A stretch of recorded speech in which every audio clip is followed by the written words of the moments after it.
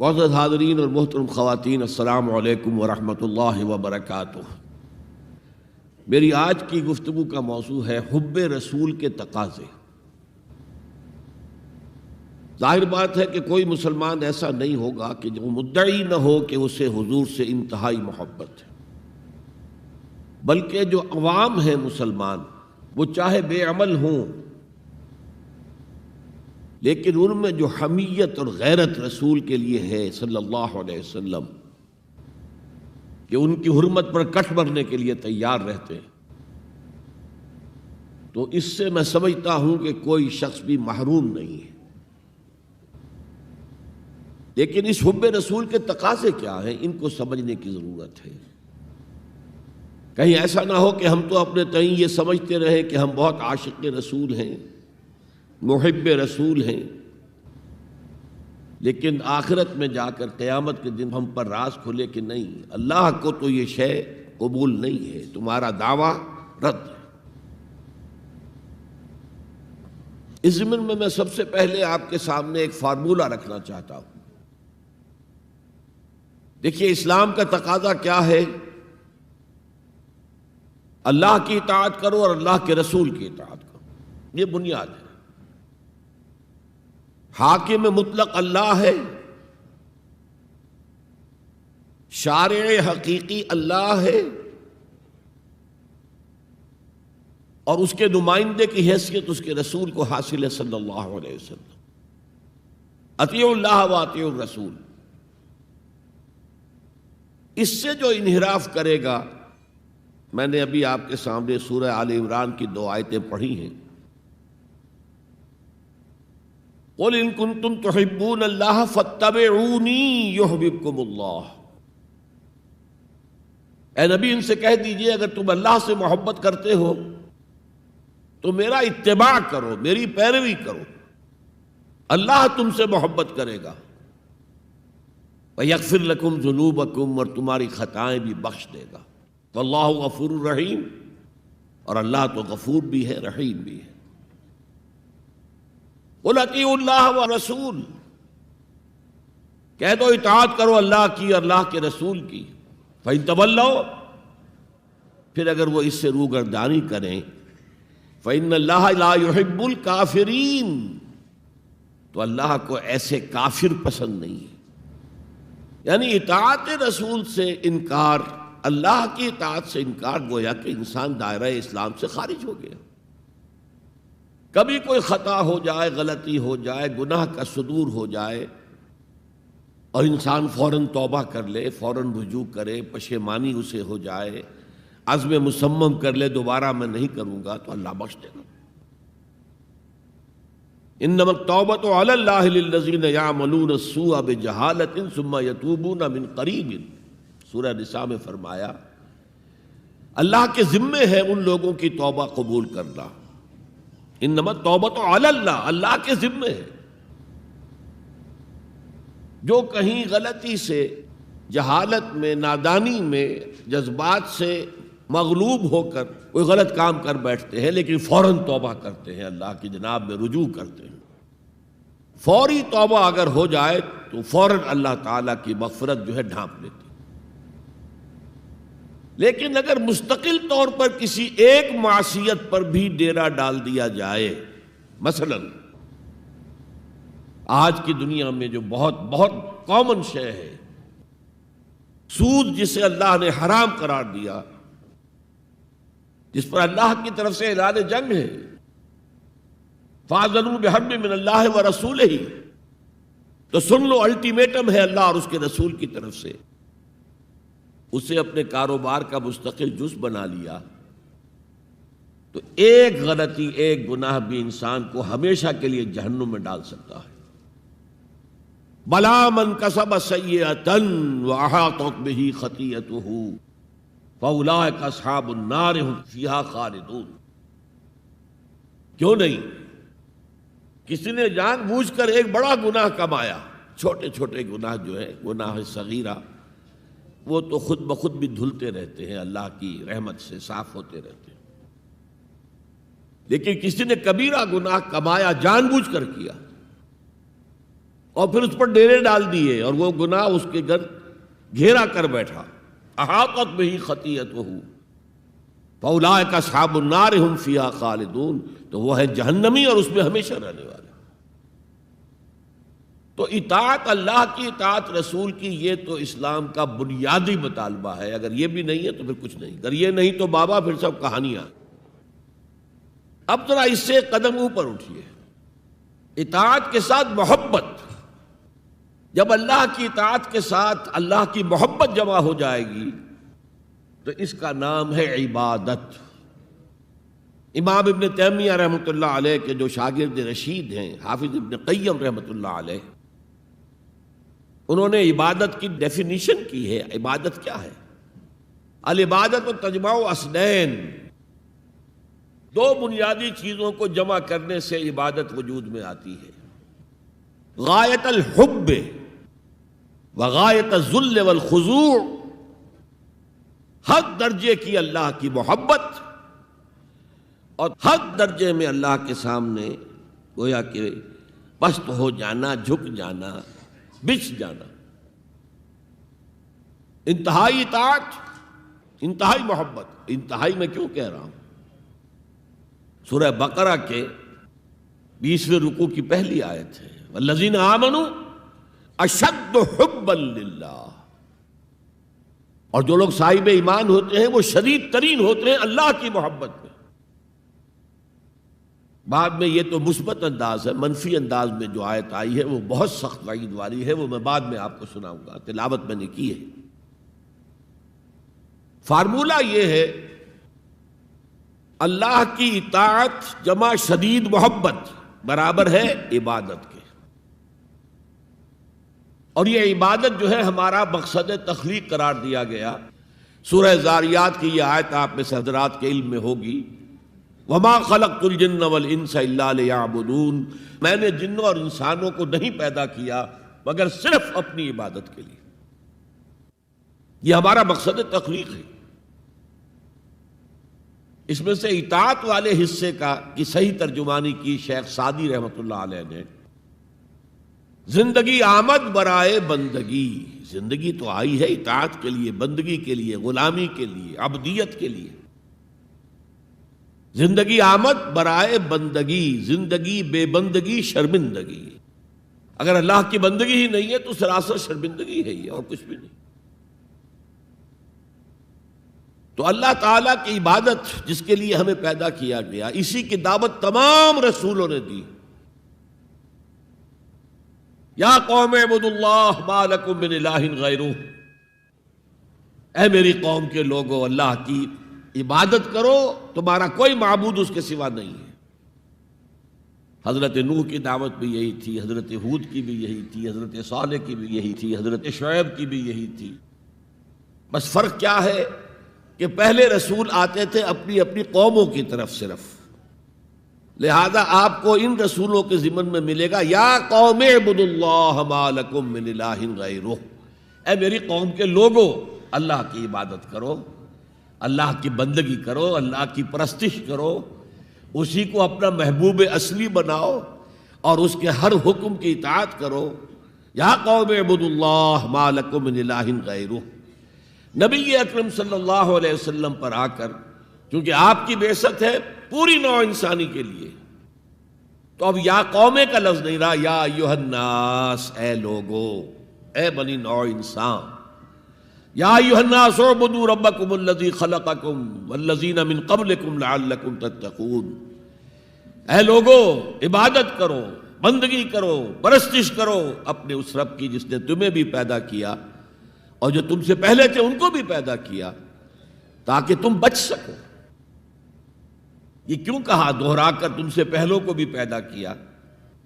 اس لیے کہ اکثر و بیشتر گمراہ لوگ مشرکین کیا کہتے تھے اپنے رسولوں سے کہ ہم تو بس بھی اپنے آباء و اجداد کے راستے پر چلیں گے، ما وجدنا علیہ آباءنا، جس طریقے پر، جس طرز عمل پر ہم نے اپنے آباء و اجداد کو پایا ہے ہم نے اسی پر چلنا ہے.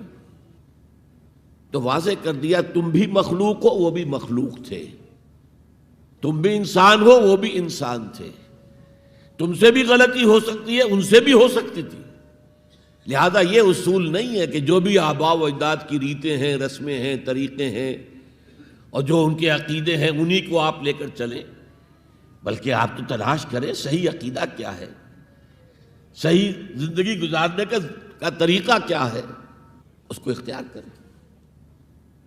تو یا ایھا الناس اعبدوا ربکم الذی خلقکم والذین من قبلکم لعلکم تتقون، تاکہ تم بچ جاؤ جہنم کی آگ سے۔ یہ جو میں نے بتایا کہ اطاعت کلی، ہمہ تن، ہمہ وقت، ہمہ وجوہ، جزوی اطاعت نہیں، بس یہ ذرا نوٹ آف کوشن ہے۔ اگر ہم اللہ کا ایک حکم مانیں گے ایک نہیں مانیں گے، یہ جزوی اطاعت ہے، یہ اللہ کو قبول نہیں ہے۔ اللہ کی طرف سے تو یوں سمجھیے کہ پیکج ڈیل ہے، ٹیک اٹ اور لیو اٹ، لینا ہے تو پورا لو ورنہ دفع ہو جاؤ، اللہ کو تمہاری ضرورت نہیں ہے، تمہیں اللہ کی ضرورت ہے۔ یا ایھا الذین آمنوا ادخلوا فی السلم کافہ، اے ایمان والو اسلام میں داخل ہونا تو پورے کے پورے ہو، ادھورے نہیں۔ اور سورہ بقرہ کی آیت نمبر 85 کے اندر تو جو وعید آئی ہے، افتؤمنون ببعض الکتاب وتکفرون ببعض، کیا تم ہماری کتاب، ہماری شریعت کے کچھ حصے کو مانتے ہو اور کچھ کو رد کرتے ہو؟ فما جزاء من یفعل ذلک منکم، تو جو کوئی بھی تم میں سے یہ روش اختیار کریں گے ان کی کوئی سزا اس کے سوا نہیں ہے، کان کھول کر سنیے، ان کی کوئی سزا اس کے سوا نہیں ہے کہ دنیا میں ذلیل و خوار کر دیے جائیں اور قیامت کے دن یردون الی اشد العذاب، شدید ترین عذاب میں جھونک دیے جائیں۔ وما اللہ بغافل عما تعملون، اللہ غافل نہیں ہے، بے خبر نہیں ہے، لا علم نہیں ہے اس سے کہ جو تم کر رہے ہو۔ تم اپنی داڑھیوں کے طول سے اللہ کو دھوکہ نہیں دے سکتے، تم اپنے پائجاموں کو ٹخنوں سے اوپر رکھے اللہ کو دھوکہ نہیں دے سکتے کہ تم بہت متبع رسول ہو، تم اپنے عمروں اور حجوں سے اللہ کو دھوکہ نہیں دے سکتے، اللہ کو معلوم ہے کہ حرام کی کمائی سے حج کیا ہے تم نے، حرام کی کمائی سے عمرہ کیا ہے تم نے۔ تو یہ جو جزوی اطاعت ہے کوئی اطاعت نہیں، اللہ کو قبول نہیں۔ آدمی سوچتا ہے کہ چلیے میں نے یہ کام اچھے کیے، یہ برے کیے، مجھے اچھے کاموں کا کچھ کریڈٹ بھی تو ملنا چاہیے نا، لیکن نہیں، اللہ کہتا ہے جزوی اطاعت منہ پر دے ماری جائے گی۔ اور جو دنیا کی سزا ہے وہ تو ہم اپنی آنکھوں سے دیکھ رہے ہیں، 130، 140 یا 150 کروڑ مسلمان دنیا میں ہیں، ذرا اندازہ کیجیے۔ لیکن ہماری رائے کی کوئی اہمیت ہے؟ بین الاقوامی معاملات میں کوئی ہم سے مشورہ لیتا ہے کیا؟ آپ کا کیا خیال ہے؟ کس نمی پرست کے بھیا کیستی، ایسے بھی ملک تھے کہنا چاہیے، اب تو ان کا حال پتلا ہے، دولت کے انبار تھے ان کے پاس، لیکن ان کا مذاق اڑتا تھا مغربی ممالک، وہ چاہے سعودی بادشاہ ہوں اور چاہے وہ UAE کے امیر ہوں، مذاق ہی اڑتا تھا، کوئی حیثیت نہیں۔ حالانکہ کتنا بڑا رقبہ ہے، انڈونیشیا کے آخری جزیروں سے لے کر موریتانیہ تک سالڈ اسلامی آبادی، مسلمان آبادی۔ آپ کہیں گے کہ یہ بھارت جو ہے اس میں تو اکثریت تو نہیں ہے، لیکن 15 کروڑ یا 18 کروڑ تو آدمی یہاں موجود ہیں، لیکن کوئی عزت، کوئی حیثیت دنیاوی بین الاقوامی سطح پر۔ بہرحال یہاں بھی ہیں لوگ، کھاتے پیتے لوگ ہیں، ان کی اپنی کچھ عزت ہے اپنے معاشرے کے اندر، لیکن بحیثیت امت، بحیثیت قوم کیا حیثیت ہماری؟ تو الا خزی فی الحیات الدنیا، وہ تو ہماری نگاہوں کے سامنے موجود ہے۔ اب قیامت کے دن کے بارے میں جو دھمکی اللہ نے دی ہے، وَيَوْمَ الْقِيَامَةِ يُرَدُّونَ إِلَىٰ أَشَدِّ الْعَذَابِ، قیامت کے دن شدید ترین عذاب میں جھونک دوں گا۔ اس پر اللہ سے معافی طلب کی جا سکتی ہے، دعا ہی کی جا سکتی ہے، اللہ ہم پر رحم فرمائیے۔ یہ میں نے آپ کے سامنے رکھا ہے فارمولہ، اللہ کی اطاعت جمع اللہ کی محبت، دے گو ٹو میک عبادت۔ یہی دو الفاظ آتے ہیں اللہ کے رسول کے لیے بھی صلی اللہ علیہ وسلم۔ اللہ کے رسول کی اطاعت یہ تو اسلام کا بنیادی تقاضا ہے، اطیعوا اللہ واطیعوا الرسول فإن تولوا فإن اللہ لا يحب الکافرین، اطاعت کرو اللہ کی، اطاعت کرو رسول کی. پھر اگر یہ منہ موڑ لیں تو اللہ کو ایسے کافر بالکل پسند نہیں، تو کفر کا فتویٰ ہو رہا ہے. لیکن اللہ کے رسول کی اطاعت کے ساتھ محبت کو جمع کیجئے. میں نے ابھی آپ کو حدیث سنائی ہے، حضور نے فرمایا لا یؤمن احدکم حتی اکون احب الیہ من والدہ وولدہ والناس اجمعین. تم میں سے کوئی شخص مومن ہو ہی نہیں سکتا جب تک کہ میں اسے محبوب تر نہ ہو جاؤں، اپنے باپ سے، اپنے بیٹے سے اور تمام انسانوں سے. تو اللہ کے رسول کی اطاعت جمع اس کی محبت. اس محبت کے ضمن میں ایک واقعہ یاد آیا جس سے اندازہ ہوگا کہ کس قدر اپنائیت تھی، کتنا قرب تھا حضور کے اور حضرت عمر فاروق رضی اللہ تعالیٰ عنہ کے مابین. ایک مرتبہ حضور دریافت کرتے ہیں حضرت عمر سے، عمر تمہیں مجھ سے کتنی محبت ہے؟ اب آپ سوچئے، ذرا سا بھی مغایرت کا باریک سا پردہ بھی اگر کہیں ہو تو کیا یہ سوال کیا جا سکتا ہے؟ تو انتہائی قریبی شخص سے ہی کیا جائے گا، تمہیں مجھ سے کتنی محبت ہے؟ عرض کیا آپ مجھے دنیا کے ہر انسان سے بڑھ کر عزیز ہیں. فرمایا اور اپنی جان سے؟ اب ذرا سا توقف کیا حضرت عمر نے. الان ہاں، اب میں یہ بھی کہتا ہوں کہ آپ مجھے میری جان سے زیادہ عزیز ہیں. تو حضور نے فرمایا اب آئے ہو مقام مطلوب پر. تو رسول کی اطاعت جمع محبت، اس کا نام ہے اتباع، پیروی کرنا. فرق کیا ہے؟ اطاعت کی جاتی ہے حکم کی، اور پیروی کی جاتی کسی کے نقش قدم کی، چاہے اس نے حکم دیا ہو چاہے نہ دیا ہو، جو وہ کرتا ہو کرنا. یہ ہے اتباع. یہ اطاعت سے بہت بلند شے ہو گئی. مثال کے طور پر یہ چھوٹی چھوٹی مثالیں، اصل اتباع کیا ہے وہ میں بعد میں عرض کروں گا. کوئی ایک صحابی بدو باہر سے آئے، ایک ہی دفعہ حضور کو دیکھا. حضور اس وقت اس حالت میں تھے کہ آپ کے بٹن جو ہے کھلے ہوئے تھے گریبان کے. انہوں نے پھر ساری عمر اپنے گریبان کے بٹن نہیں لگائے. میں نے اللہ کے رسول کو اس حال میں دیکھا ہے، میں تو ان کی پیروی کروں گا. حضور نے کوئی حکم تو نہیں دیا تھا. تو یہ جو محبت، شدید محبت کے تحت جو بات آئے گی اس کا نام اتباع ہے. اور اس اتباع کا مقام کیا ہے وہ آیت میں سنا چکا ہوں آپ کو.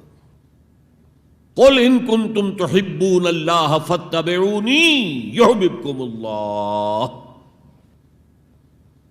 اے نبی ان سے کہہ دیجئے اگر تم اللہ سے محبت کرتے ہو تو میرا اتباع کرو، میرے نقش قدم پر چلو، میری پیروی کرو.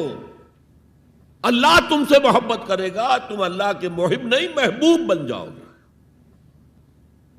اور اگر کہیں کوئی لغزش ہو گئی، کوئی خطا ہو گئی، کہیں جذبات کی رو میں بہہ کر کوئی گناہ کر بیٹھے تو اللہ معاف فرما دے گا. اللہ بڑا غفور ہے، اللہ بڑا رحیم ہے. مطلب یہ کہ راستہ تم نے یہ طے کر لیا ہو کہ چلنا مجھے محمد کے پیچھے ہے صلی اللہ علیہ وسلم.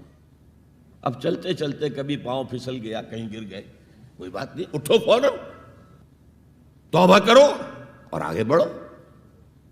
تو خطا اگر ہو بھی جائے گی، کہیں لغزش ہو جائے، کہیں چلتے چلتے پاؤں پھسل جائے کیچڑ میں، یا کوئی کیلے کا چھلکا آ گیا پاؤں تلے، گر گئے، کوئی حرج نہیں، اٹھو دوبارہ. لیکن نقش قدم جو ہے محمد کا صلی اللہ علیہ وسلم اس پر چلنا. یہ اس اتباع کا ذکر آیا ہے سورہ اعراف کی ان آیات میں. آپ کو معلوم ہے کہ حضرت موسیٰ علیہ السلام کو جب تورات پر طلب کیا گیا تو کوہ طور پر تورات دینے کے لیے، تو پہلے 30 دن کے لیے بلایا تھا، پھر 10 دن کا اور اضافہ کر دیا گیا، 40 دن ہو گئے. فَتَمَّتْ مِيقَاتُ رَبِّكَ 40 لَيْلَةً. اس اثنا میں پیچھے فتنے میں مبتلا ہو گئے بنی اسرائیل. سامری اس نے ایک ڈھونگ رچایا اور ایک بچڑا جو ہے وہ سونے چاندی کا بنایا ہوا بچڑا ڈھال کر کھڑا کر دیا، اس میں سے کوئی تھوڑی سی آواز بھی نکلتی تھی، کوئی ایسی ہے کہ ہوا گزرتی تھی تو آواز سے ہی آتی تھی۔ کہا یہ ہے تمہارا الہ۔ یہ تو موسیٰ تو بھول گیا کہاں گیا ہے، کوہ طور کے اوپر کس خدا سے ملنے گیا ہے، خدا تو یہ ہے۔ اور بنی اسرائیل کے بہت سے لوگ اس فریب میں آ گئے اور بچڑے کی پوجا کرنے لگے۔ اب جب حضرت موسیٰ آئے، اور آپ کو معلوم ہے حضرت موسیٰ کا مزاج جلالی تھا،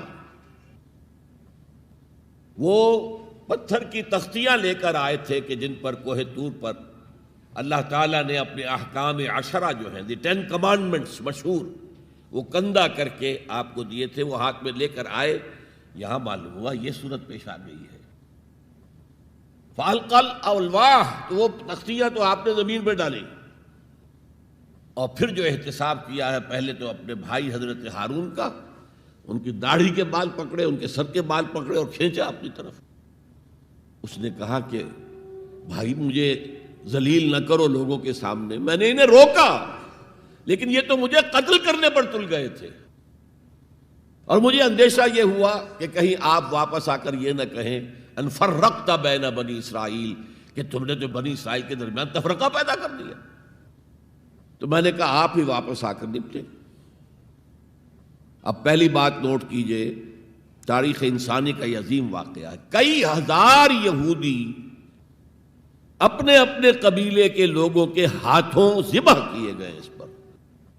اللہ تعالیٰ نے حکم دیا اور حضرت موسیٰ نے وہ حکم دیا، اللہ کا حکم موسیٰ نے پہنچایا کہ 12 قبیلے نا، ہر قبیلے کے جن لوگوں نے یہ حرکت کی ہے ان کو اسی قبیلے کے لوگ اپنے ہاتھ سے ذبح کریں۔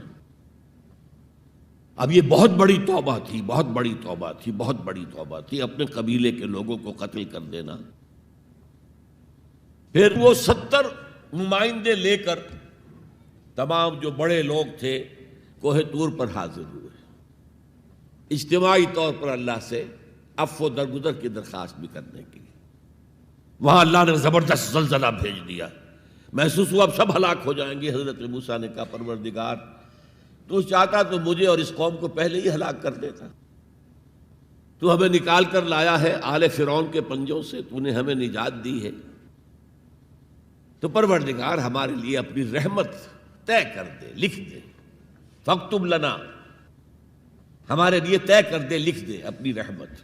اس پر فرمایا اللہ نے دیکھو موسیٰ، میری ایک رحمت تو عام ہے، وسعت کل شیء، رحمتی وسعت کل شیء، ہر شے کے ساتھ ہے، اور ایک میری خاص رحمت ہے، وہ میں لکھ دوں گا، طے کر کے رکھ دوں گا، للذین یتبعون الرسول النبی الامی، ان لوگوں کے لیے جو میرے رسول نبی امی پر ایمان لائیں گے اور ان کا اتباع کریں گے۔ یہاں بھی لفظ اتباع آیا، اور اس میں پھر حضور صلی اللہ علیہ وسلم کی کچھ شان بیان ہوئی ہے، بات لمبی ہو جائے گی، اور پھر فرمایا یہ گویا کہ اتباع کی تفسیر آ رہی ہے۔ اتباع کا مطلب کیا ہے؟ فالذین آمنوا بہ وعزروہ ونصروہ واتبعوا النور الذی انزل معہ اولئک ھم المفلحون، تو جو لوگ ان پر ایمان لائیں گے اور جو ان کی تعظیم کریں گے اور جو ان کی نصرت کریں گے، مدد کریں گے، اور جو اس نور کی پیروی کریں گے جو ان کے ساتھ نازل کیا جائے گا، تو وہی ہوں گے مفلحون، وہ ہوں گے کامیاب ہونے والے، فلاح یافتہ لوگ وہ ہوں گے جو یہ 4 رشتے ہمارے اس رسول نبی امی کے ساتھ پختگی کے ساتھ قائم کر لیں۔ یہ 4 رشتے کیا ہیں؟ اتباع رسول کا تقاضا اول تو ان 4 الفاظ کے حوالے سے سمجھیے، پھر ذرا ایک دوسرے انداز میں بھی بیان کروں گا۔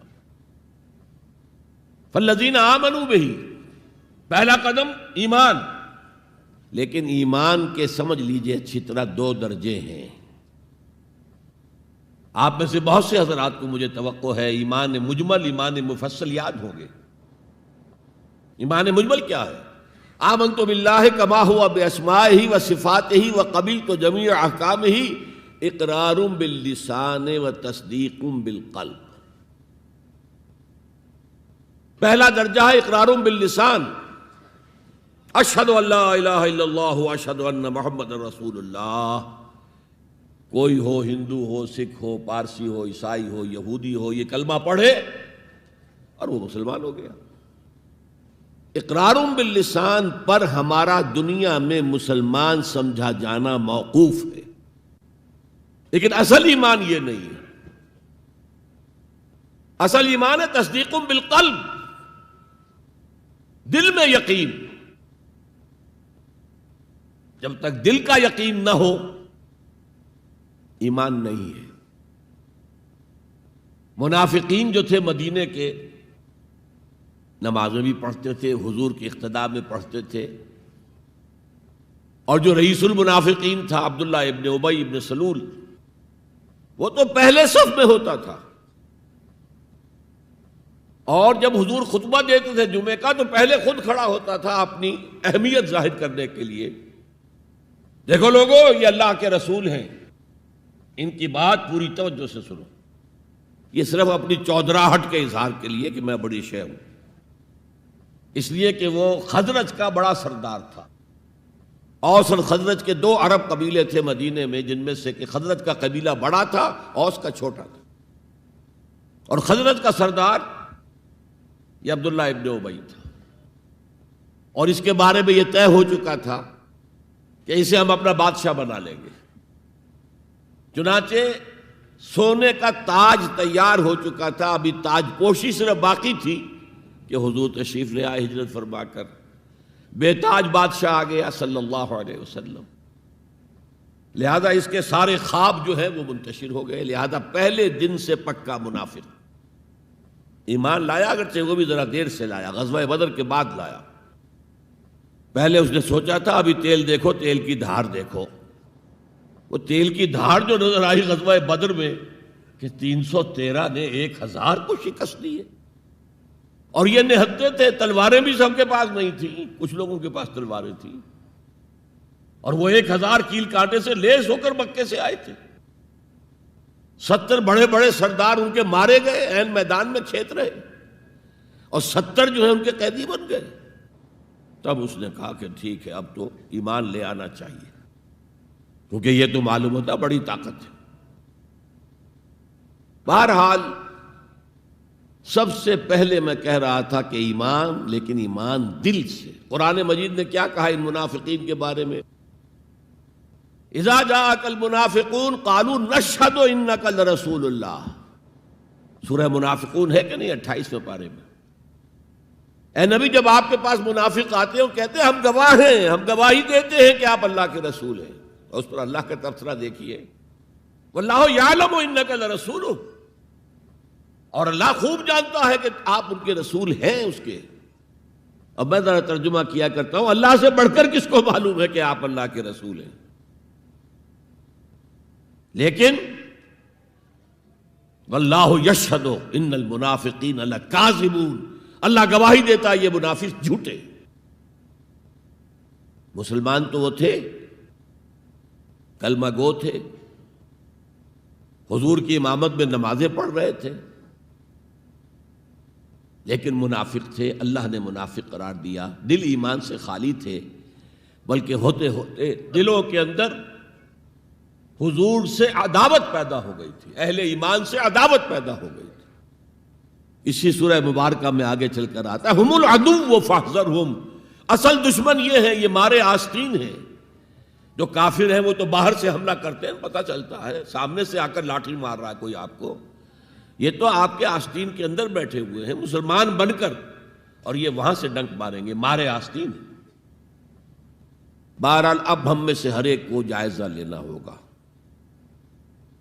اپنے گریبان میں جھانکیں، اپنے دل کی گہرائیوں کو ٹٹولیں. یقین والا ایمان ہے ہمارے پاس یا نہیں؟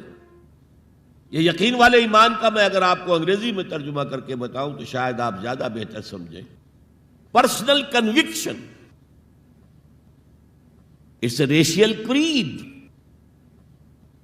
ہم ایک نسل ہیں، اپنے والدین سے ہم نے کچھ چیزیں سیکھی ہیں، والدین اس میں بلیو کرتے تھے، اللہ، رسول، قرآن، کتاب، جنت، دوزخ، قیامت، ہم بھی مانتے ہیں. بس اٹس اے ریشیل کریڈ. یہ تو ایک نسلی عقیدہ ہے. اصل شے جو ضروری ہے پرسنل کنوکشن، اپنا یقین، ذاتی یقین. تو سب سے پہلے تو اللہ کے رسول صلی اللہ علیہ وسلم کی رسالت پر یقین. اور میں نے آپ کو حدیث سنائی تھی ابھی، لا یؤمن احدکم حتی یکون ہواہ تبعا لما جئت بہ. تم میں سے کوئی شخص مومن نہیں ہو سکتا جب تک اس کی خواہش نفس تابع نہ ہو جائے اس ہدایت کے، اس قرآن کے، اس شریعت کے، ان احکام کے جو میں لے کر آیا ہوں. اگر خواہش نفس اوپر ہے اور اللہ کا حکم نیچے ہے تو مومن کہاں سے ہوئے تم؟ اللہ کے حکم سے نماز تو پڑھتے ہو، روزہ رکھتے ہو، سودی کاروبار کرتے ہو، اور اللہ کے حکم کو پاؤں تلے رگڑتے ہو. یہ کیا اسلام ہے؟ یہ تو وہی ہے افتؤمنون ببعض الکتاب وتکفرون ببعض فما جزاء من يفعل ذلك منكم الا خزي في الحياة الدنيا ويوم القيامة يردون الى اشد العذاب. تو سب سے پہلا جو جائزہ ہمیں لینا ہے کہ محمد کی رسالت پر صلی اللہ علیہ وسلم ہمیں یقین ہے. یقین، تصدیق تو ہم کرتے ہیں، زبان سے کہتے ہیں، لیکن یقین، جس یقین کا نتیجہ یہ نکلے کہ پھر نفس کے سارے تقاضے نیچے ہو جائیں اور حضور کی لائی ہوئی ہدایت، حضور کی لائی ہوئی شریعت بالاتر ہو جائے. نمبر 2 فرمایا وَعَزَّرُوهُ، ان کی تعظیم کریں. آپ کی جناب میں کوئی گستاخی ہو جائے، ایمان کے لالے پڑ جائیں گے تو آخرت برباد ہو جائے گی. اس تعظیم میں کیا کیا چیزیں شامل ہیں؟ دیکھیے سورہ حجرات میں ابتدائی حصے میں تفصیل سے کہا گیا یا ایھا الذین آمنوا لا ترفعوا اصواتکم فوق صوت النبی ولا تجہروا له بالقول کجہر بعضکم لبعض ان تحبط اعمالکم وانتم لا تشعرون. اے ایمان کے دعوے دارو، کبھی اپنی آواز کو رسول کی آواز سے بلند تر نہ کر دینا، مبادا تمہارے سارے اعمال حبط ہو جائیں اور تمہیں پتہ بھی نہ چلے. میں نے کوئی گناہ کبیرہ تو نہیں کیا ہے، میں نے کوئی کفر تو نہیں کیا ہے، بس یہی ہوا نا کہ حضور کی آواز کے مقابلے میں اپنی آواز کو اونچا کر دیا. لا ترفعوا اصواتکم فوق صوت النبی ولا تجہروا له بالقول کجہر بعضکم لبعض. بلند آواز سے جیسے آپس میں باتیں کر لیتے ہو ایسے کبھی بات نہ کر بیٹھنا. ان تحبط اعمالکم، کہ تمہارے سارے اعمال حبط ہو جائیں، اکارت چلے جائیں، ختم ہو جائیں. وانتم لا تعلمون، تمہیں احساس بھی نہ ہو کہ ساری پونجی لٹ گئی. اس آیت کا ہم پر اطلاق کیسے ہوگا؟ کبھی سوچا آپ نے؟ صحابہ کرام تو یقیناً اس کے مخاطب اول تھے، ہم پر کیسے اطلاق ہوگا؟ اگر ہماری گفتگو ہو رہی ہو، بحث ہو رہی ہو، میں کچھ کہہ رہا ہوں، آپ کچھ کہہ رہے ہیں، لیکن کوئی کہہ دے حضور نے یوں فرمایا ہے، فوراً چپ ہو جاؤ. اب اگر کہا نہیں میرا خیال یہ، اب گویا کہ یہ حضور کی آواز سے آپ نے اپنی آواز اونچی کر دی. اپنا فکر، اپنا فلسفہ، اپنا فہم، اپنی سوچ، اپنی عقل. ہاں بعد میں تحقیق کر لو یہ جو کہا تھا کہ حضور نے فرمایا، فرمایا بھی ہے کہ نہیں ہے، حدیث صحیح ہے کہ نہیں ہے، مستند ہے کہ نہیں ہے. لیکن اس وقت آواز بند کر لینا لازم ہوگا کہ اس کے بعد اقول نہیں کہہ سکتا میں یہ کہتا ہوں. اس کا تو مطلب یہ کہ آپ بد مقابل بن کر رسول کے آ رہے ہیں. تو لا ترفعوا اصواتکم فوق صوت النبی ولا تجہروا له بالقول کجہر بعضکم لبعض ان تحبط اعمالکم وانتم لا تشعرون. صحابہ کے بارے میں آپ نے سنا ہوگا کہ حضور کی محفل میں ایسے بیٹھے ہوتے تھے ساکت و صامت، جیسے کہ ان کے سروں پر پرندے بیٹھے ہوئے ہیں اور انہیں اندیشہ ہے کہ ذرا سا بھی ہلیں گے تو پرندہ اڑ جائے گا. اس قدر ادب. حضور صحابہ سے سوال کرتے تھے، اور یہ آپ کا طریقہ تھا تعلیم کا، کہ پہلے ایک سوال سامنے لایا جائے تاکہ ان کا ذہن کھلے، سوچیں خود بھی۔ یہ تعلیم کا بہترین طریقہ ہے۔ اس کے بعد ہوتا کیا تھا؟ جواب نہیں دیتے تھے، اللہ و رسولہ عالم، اللہ اور اس کا رسول بہتر جانتے۔ پھر اگر دوبارہ آپ پوچھتے تھے تو جو بھی سمجھ میں آتا تھا کہتے تھے۔ مجھے یاد آ رہی ہے ایک حدیث، اور اچھا ہے کہ وہ آپ سن لیں، اس لیے کہ عام شکایت یہ ہے کہ مذہبی لوگ معاملات میں اچھے نہیں ہوتے۔ مسجدیں بنوائیں گے، مسجدوں میں قالین بچھوائیں گے، وہاں پر فانوس لگوائیں گے، سب کچھ کریں گے، مدرسوں کی خدمت کریں گے، علماء کی خدمت کریں گے، لیکن معاملات، تجارت، کاروبار، بین الانسانی تعلقات، عام شکایت ہے، اس کی وہ پرواہ نہیں کرتے، حقوق العباد کا لحاظ نہیں۔ تو حضور نے ایک مرتبہ پوچھا صحابہ سے، اتدرون من المفلس؟ تم جانتے ہو مفلس کون ہوتا؟ صحابہ نے جواب دیا، المفلس عندنا من لا درہم لہ ولا دینارا۔ حضور ہم اس شخص کو مفلس سمجھتے ہیں جس کے پاس درہم و دینار نہیں ہے۔ ہم کہیں گے روپیہ پیسہ نہیں ہے، فرمایا نہیں، میری امت کا مفلس وہ ہوگا جو بہت سی نمازیں لے کر آئے گا، بہت سے روزے لے کر آئے گا، بہت سے حج لے کر آئے گا، بہت سے عمرے لے کر آئے گا، لیکن اس کے ساتھ ہی قد شتم ھذا، فلاں شخص کو گالی دی تھی، وَأَكَلَ مَالَ ھذا، فلاں شخص کا مال کھا لیا تھا، فلاں شخص پر تہمت لگائی تھی۔ اب وہ سارے دعوے دار آ جائیں گے، اللہ اس نے میرے ساتھ یہ کیا، ٹھیک ہے بھائی اس کی نمازیں تم لے جاؤ، اور تو کچھ ہے نہیں، کوئی کرنسی تو ہے نہیں وہاں، نہ ڈالر ہے نہ یورو ہے، کچھ بھی نہیں، اعمال کی کرنسی ہے، نیکی تم لے جاؤ۔ کوئی اور دعوے دار آیا، روزہ وہ لے گیا، اس کے پاس کچھ نہیں رہا، دعوے دار اب بھی باقی ہیں۔ اب ان کے گناہ جو ہے اس کے حساب میں پڑنے شروع ہو جائیں گے، یہاں تک کہ دوسروں کے گناہوں کے بوجھ تلے دب کر وہ جہنم میں جھونک دیا جائے۔ یہ مفلس۔ تو یہ انداز تھا حضور کا سمجھانے کا، پڑھانے کا، فطری طریقے تعلیم۔ تو فالذین آمنوا بہ وعزروہ، تو وہ لوگ جو ایمان لائے ان پر اور جنہوں نے ان کی تعظیم کا حق ادا کیا، وَنَصَرُوهُ، یہ آئی ہے اب سخت بات، اور ان کی مدد کی۔ مدد کس کام میں؟ حضور اتنے غیور تھے کہ ذاتی کام میں کوئی مدد آپ کسی سے نہیں مانگتے تھے۔ سیرت کی کتابوں میں آتا ہے کہ اگر آپ سواری پر ہوتے تھے اور آپ کا کوڑا نیچے گر جاتا تھا تو کسی سے یہ نہیں کہتے تھے کہ اٹھا کر ذرا مجھے پکڑا دو، آپ سواری سے اترتے تھے، اپنا کوڑا خود اٹھاتے تھے۔ اور اس ضمن میں بھی سیرت النبی کا ایک واقعہ مجھے یاد آ رہا ہے، وہ میں آپ کو سنا دوں۔ جب ہجرت مدینہ کی اجازت آ گئی تھی عام لوگوں کے لیے، عام مسلمانوں کے لیے، چلے جاؤ جاؤ سب جاؤ مدینہ کی طرف، لیکن رسول اپنی جگہ نہیں چھوڑ سکتا وداؤٹ ایکسپریس پرمیشن آف اللہ۔ تو حضور کے لیے ابھی اجازت نہیں آئی۔ جو یار غار تھے حضرت ابوبکر صدیق، وہ پوچھتے تھے حضور اجازت آ گئی؟ نہیں ابھی نہیں آئی۔ حضور اجازت آ گئی؟ نہیں ابھی نہیں آئی۔ حضرت عائشہ فرماتی ہیں کہ ایک روز دوپہر کے وقت حضور چلے آ رہے تھے، ہم حیران ہوئے۔ عربوں میں یہ آج بھی ان کی تہذیب جو ہے وہ یہ ہے کہ ظہر عصر کے درمیان نہ کسی سے ملنا، نہ کسی کے ہاں جانا، نہ وزٹ کرنا، دکانیں بھی بند اور قیلولہ کرتے ہیں، یہ ان کی تہذیب کا حصہ ہے۔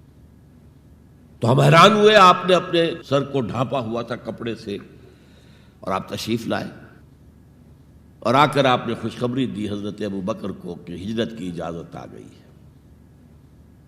اب اس پر حضرت ابوبکر کو بڑی خوشی ہوئی، بڑے احساس مسرت کے ساتھ عرض کرتے ہیں، حضور میں نے 2 اونٹنیاں تیار کر رکھی ہیں، خوب کھلا پلا کے انہیں فربا کیا ہوا ہے، تکڑا کیا ہوا ہے۔ حضور تھوڑا سا توقف کر کے فرماتے ہیں، ٹھیک ہے لیکن 1 اونٹنی کی قیمت میں ادا کروں گا۔ حضرت ابوبکر رو پڑے، حضور مجھ سے بھی یہ مغایرت؟ کہ میری اونٹنی کی بھی آپ قیمت دینا چاہتے ہیں؟ تو نصرت جو ہے اس کے بارے میں جان لیجئے کہ یہ تو حضور کا جو مشن تھا اس میں مدد، کوئی ذاتی اپنے کسی کام کے لیے آپ نے کبھی کسی سے مدد طلب نہیں کی. جو مشن اللہ نے ڈال دیا تھا کندھے پر، هو الذی ارسل رسولہ بالہدی ودین الحق لیظہرہ علی الدین کلہ ولو کرہ المشرکون. وہی تو ہے اللہ جس نے بھیجا ہے اپنے رسول محمد کو صلی اللہ علیہ وسلم الہدا دے کر، قرآن حکیم دے کر اور دین حق دے کر. صرف قرآن نہیں، دین حق. جو عربی سے واقف ہیں کچھ لوگ وہ سوچتے ہوں گے جو واو آیا ہے درمیان میں، یہ واو تفسیری ہے، یہ واو عطف ہے. اگر یہ واو عطف ہے تو مغایرت ہو جائے گی. الہدا کچھ اور ہے، دین حق کچھ اور ہے، مغایرت لازم ہے معطوف اور معطوف علیہ کے اندر. وہ مغایرت کیا ہے؟ صرف قرآن پر کوئی نظام نہیں بن سکتا. نظام بنتا ہے جب قرآن پر سنت رسول کا اضافہ کیا جائے. لہذا دین حق صرف قرآن نہیں ہے، قرآن بما سنت رسول صلی اللہ علیہ وسلم اب نظام بنتا ہے. جیسے قرآن میں کتنی دفعہ کہا اقیموا الصلاۃ اقیموا الصلاۃ اقیموا الصلاۃ الذین یقیمون الصلاۃ، کتنی مرتبہ. لیکن کیا نماز کا کوئی نظام بن سکتا ہے قرآن کی بنیاد پر؟ کیا یہ نماز کے 5 اوقات معین ہو سکتے ہیں یقین کے ساتھ؟ اشارات تو ہیں، لیکن یہ کہ کیا یقین کے ساتھ 5 کا یہ معاملہ؟ یہ تو معلوم ہے کہ قیام بھی ہے، رکوع بھی ہے، سجود بھی ہے. ترتیب کیا ہے؟ یہ کسی قرآن مجید کی آیت سے ثابت ہوگا؟ پھر ہر رکعت میں رکوع ایک ہے، سجدے 2 ہیں. کیوں؟ یا تو سجدہ بھی ہو یا رکوع بھی 2 ہو. لاکھ اختلاف ہو جاتے. یہ جو 1450 برس ہو گئے، کہیں پریڈ ٹوٹتی ہے. اگر یہ ہوتا کسی کے نزدیک رکوع بھی 2 ہے تو ایک رکوع کے بعد دوسرا رکوع کرتا، باقی لوگ گئے ہوتے سجدے کے اندر. ٹوٹ گئی نا پریڈ. اور کسی کی رائے یہ ہوتی کہ سجدہ بھی ایک ہی ہے تو وہ ایک سجدہ کر کے کھڑا ہو جاتا، دوسرے ابھی دوسرا سجدہ کر رہے ہیں. تو وہ کہہ سکتا تھا کہ یہ ناداں گر گئے سجدے میں جب وقت قیام آیا، اب تو وقت قیام آ چکا تھا. ہے ایسا اختلاف کوئی؟ سن 62 میں پہلی مرتبہ جب حج پر گیا ہوں تو سب سے بڑا تاثر میرا یہی تھا کہ 1400 برس ہو گئے ہیں اور امت کتنے وسیع علاقے میں پھیلی ہے. ہر نسل کے لوگ اس میں آئے ہیں، ہر رنگ کے لوگ آئے ہیں، ہر جغرافیائی پس منظر کے لوگ آئے ہیں، ہر تاریخی پس منظر کے لوگ آئے ہیں. لیکن یہ نماز میں تو کوئی فرق نہیں، نماز ٹوٹتی نہیں کہیں. پریڈ، ایک پریڈ چل رہی ہے. تو نماز کا بھی نظام سنت کے بغیر نہیں بنتا. تو نظام زندگی، مکمل نظام زندگی، وہ قرآن پر سنت کے اضافے سے وجود میں آئے گا. اس لیے قرآن کو علیحدہ کہا اور دین الحق کو علیحدہ کیا. اور دین الحق کسے کہتے ہیں؟ دیکھیے دین کے بنیادی معنی ہیں جزا و سزا، مالک یوم الدین. ہم پڑھتے ہیں کہ نہیں؟ ارأیت الذی یکذب بالدین، تم نے دیکھا اس شخص کو جو جزا و سزا کا منکر ہے. اب یہ جزا و سزا یقیناً کسی قانون کے تحت ہوتا ہے، اور قانون کا ساتھ تصور ہے قانون بنانے والا کون ہے. جس کو آپ مانیں گے قانون بنانے والا اور اس کی اطاعت میں پورا نظام زندگی دے دیں گے، اس کا دین ہے جو آپ نے اختیار کیا ہے. قرآن مجید میں مرکب اضافی کی شکل میں اس دین کی نسبت یا بادشاہ مصر کی طرف ہوئی ہے یا اللہ کی طرف ہوئی ہے. ما کان لیاخذ اخاہ فی دین الملک.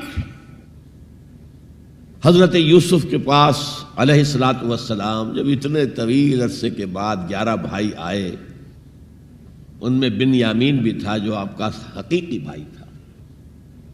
اسے اپنے پاس روکنا چاہتے تھے، لیکن جس بادشاہ کے تحت وہ سارا نظام تھا وہ بادشاہ تو نہیں تھے نا، تو بادشاہ تو وہ تھا جس نے خواب دیکھا تھا کہ 7 دبلی گائیں جو ہیں وہ 7 موٹی گائے کو کھا گئی، نگل گئی،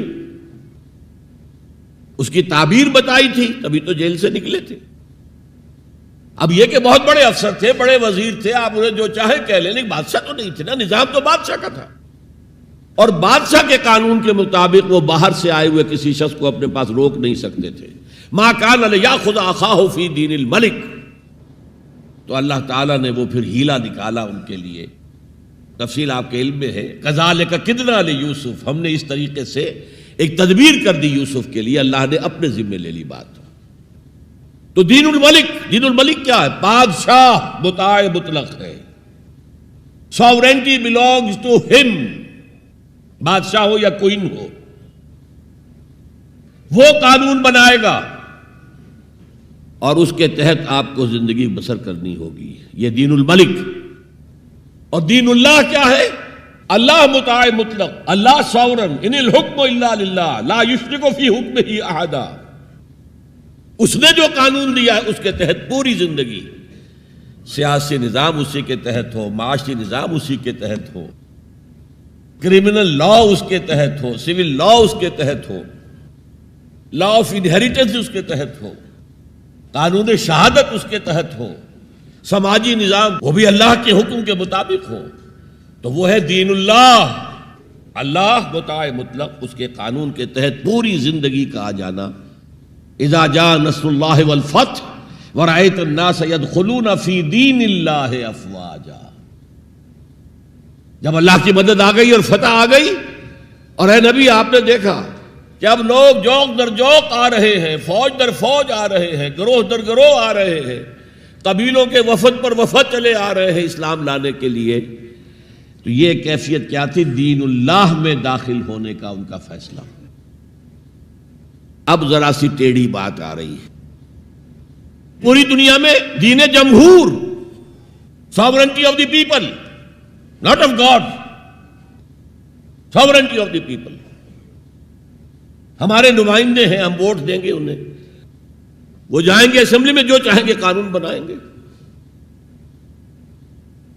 وہ مرد کی مرد کے ساتھ شادی کو اگر رجسٹر کرنا چاہیں، اجازت دینا چاہیں، لائسنس ایشو کر دیں گے، ایک مرد شوہر ہوگا، ایک دوسرا مرد بیوی ہوگا، legally they will be wife and husband.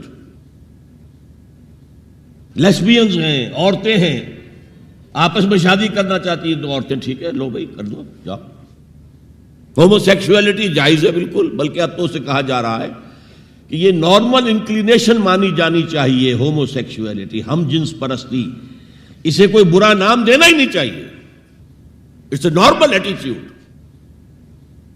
یہ ہے اس سوشل انجینئرنگ پروگرام کا معاملہ کہ جو ابھی چند سال پہلے جو یونائٹڈ نیشنز آرگنائزیشن کی جنرل اسمبلی نے جو سوشل انجینئرنگ پروگرام بنایا ہے نوع انسانی کے لیے، اس میں تو کیا مقصد تھا حضور کا؟ کہ آپ کو دی گئی کتاب نمبر 1 الہدا، اور نمبر 2 دین حق، تاکہ دین کو غالب کرے۔ ایک پیارا سا خیال آیا ذہن میں، دیکھیے یہ آپ کا عام محاورہ ہے، ایک میان میں 2 تلواریں نہیں سما سکتی، ایک جگہ 2 دین نہیں ہو سکتے، مذہب 100 بھی ہو سکتے ہیں ایک جگہ پر، اس لیے کہ مذہب کو عام دنیا کیا مانتی ہے کہ مذہب کا تعلق صرف 3 چیزوں سے، کچھ عقائد ہوں گے، ایک خدا کو ماننے والے، 100 خداؤں کو ماننے والے، کسی کو نہ ماننے والے، کچھ عبادات کی رسومات ہوں گی، نماز ہے، روزہ ہے، یا پوجا پاٹ ہے، یا گرو گرنتھ سنگھ کا وہ اکھنڈ پاٹ، یعنی پورا اس کی تلاوت مکمل، کوئی وقفہ ڈالے بغیر، جو چاہو کرو۔ سوشل کسٹمز ہوتے ہیں، بچہ پیدا ہوگا تو کیا کریں گے؟ عقیقہ کریں گے، بپتسمہ دیں گے، عیسائی بپتسمہ دیتے ہیں، بیپٹائز کرتے ہیں، ہم عقیقہ کرتے ہیں، پیدا ہوتے ہی دائیں کان میں اذان، بائیں میں اقامت کہتے ہیں۔ کوئی مر جائے گا تو کیا کریں گے؟ ڈیڈ باڈی کا جلائیں گے یا دفنائیں گے، یا پارسیوں کی طرح کہیں اونچی جگہ پر رکھ دیں گے کہ کیلیں اور کوے آئیں اور کھا جائیں۔ کم سے کم ان کی غذا کا تو کام چلے نا. زمین میں دبا دیں گے تو مٹی ہو کر مٹی میں مل جائے گا، کسی کے کام ہی نہیں آئے. بہرحال ان تین چیزوں کے مجموعے کا نام ہے مذہب.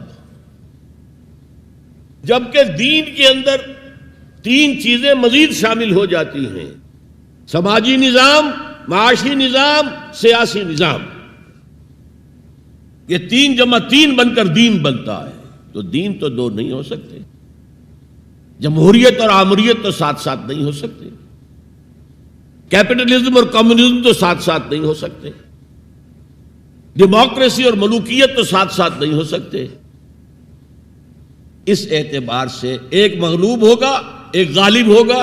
مغلوب مذہب بن جائے گا اور غالب دین ہوگا. آج دین جمہور غالب ہے.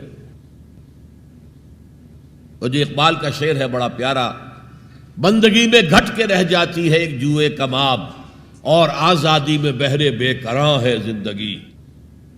اگر دین آزاد ہے، غالب ہے، چھایا ہوا ہے تو وہ ہے اصل دین، ورنہ وہ سکڑ کر مذہب بن جائے گا. ہم 60 سال پہلے دین انگریز پر تھے. حاکم کون تھا؟ وہ بادشاہ کو ملکہ بیٹھا ہوا یا بیٹھی ہوئی ہے انگلستان میں. وائس رائے یہاں ایک ہوتا تھا اس کا، لیکن وہ حاکم نہیں تھا، ساورن نہیں تھا. ساورنٹی ان کی تھی، اصل حکومت ان کی تھی. ہز میجسٹیز گورنمنٹ یا ہر میجسٹیز گورنمنٹ، ان کی تھی حکومت. تو اس اعتبار سے دین کو غالب کرنا یہ بہت جان جوکھوں کا کام تھا. یہ نوٹ کر لیجئے آپ. دیکھیے تمام نبی اور رسول مبلغ بن کر آئے، داعی بن کر آئے، بشیر بن کر آئے، نذیر بن کر آئے، بشارت دینے والے کہ اللہ کے راستے پر آؤ گے فروح و ریحان و جنت نعیم. اور اگر انذار کرنے والے نذیر بن کر آئے، اگر غلط راستے پر جاؤ گے تو جہنم ہے. حضور بھی یا ایھا النبی انا ارسلناک شاہدا و مبشرا و نذیرا و داعیا الی اللہ باذنہ و سراجا منیرا. یہ جو 5 حیثیتیں ہیں یہ مشترک ہیں حضور میں اور تمام انبیاء میں.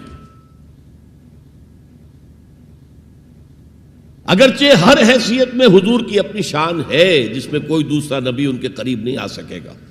لیکن نوٹ کیجئے یہ آیت جو میں اس وقت آپ کے سامنے رکھ رہا ہوں، جس کے لیے نصرت مطلوب تھی، آؤ میرا ہاتھ بٹاؤ، یہ قرآن میں 3 دفعہ آئی ہے محمد الرسول اللہ کے لیے، اور کسی کے لیے نہیں آئی. ابراہیم کی نسبتیں دیکھیے، 3 نسبتیں ہیں کتنی اعلیٰ بلند. خلیل اللہ ہے واتخذ اللہ ابراہیم خلیلا. ابو الانبیاء ہے، سینکڑوں رسول اور نبی ان کی اولاد میں آئے.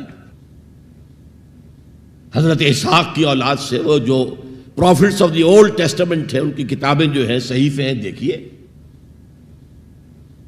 پھر حضرت اسماعیل کے اولاد میں حضرت محمد صلی اللہ علیہ وسلم. مدیان کی اولاد میں حضرت شعیب. یہ بہت کم لوگوں کو معلوم ہے کہ حضرت ابراہیم کی ایک تیسری زوجہ بھی تھی، ہاجرہ، جو مصر کے بادشاہ کی بیٹی تھی، جو پھر کنیز کے طور پر مصر کے بادشاہ نے پیش کی.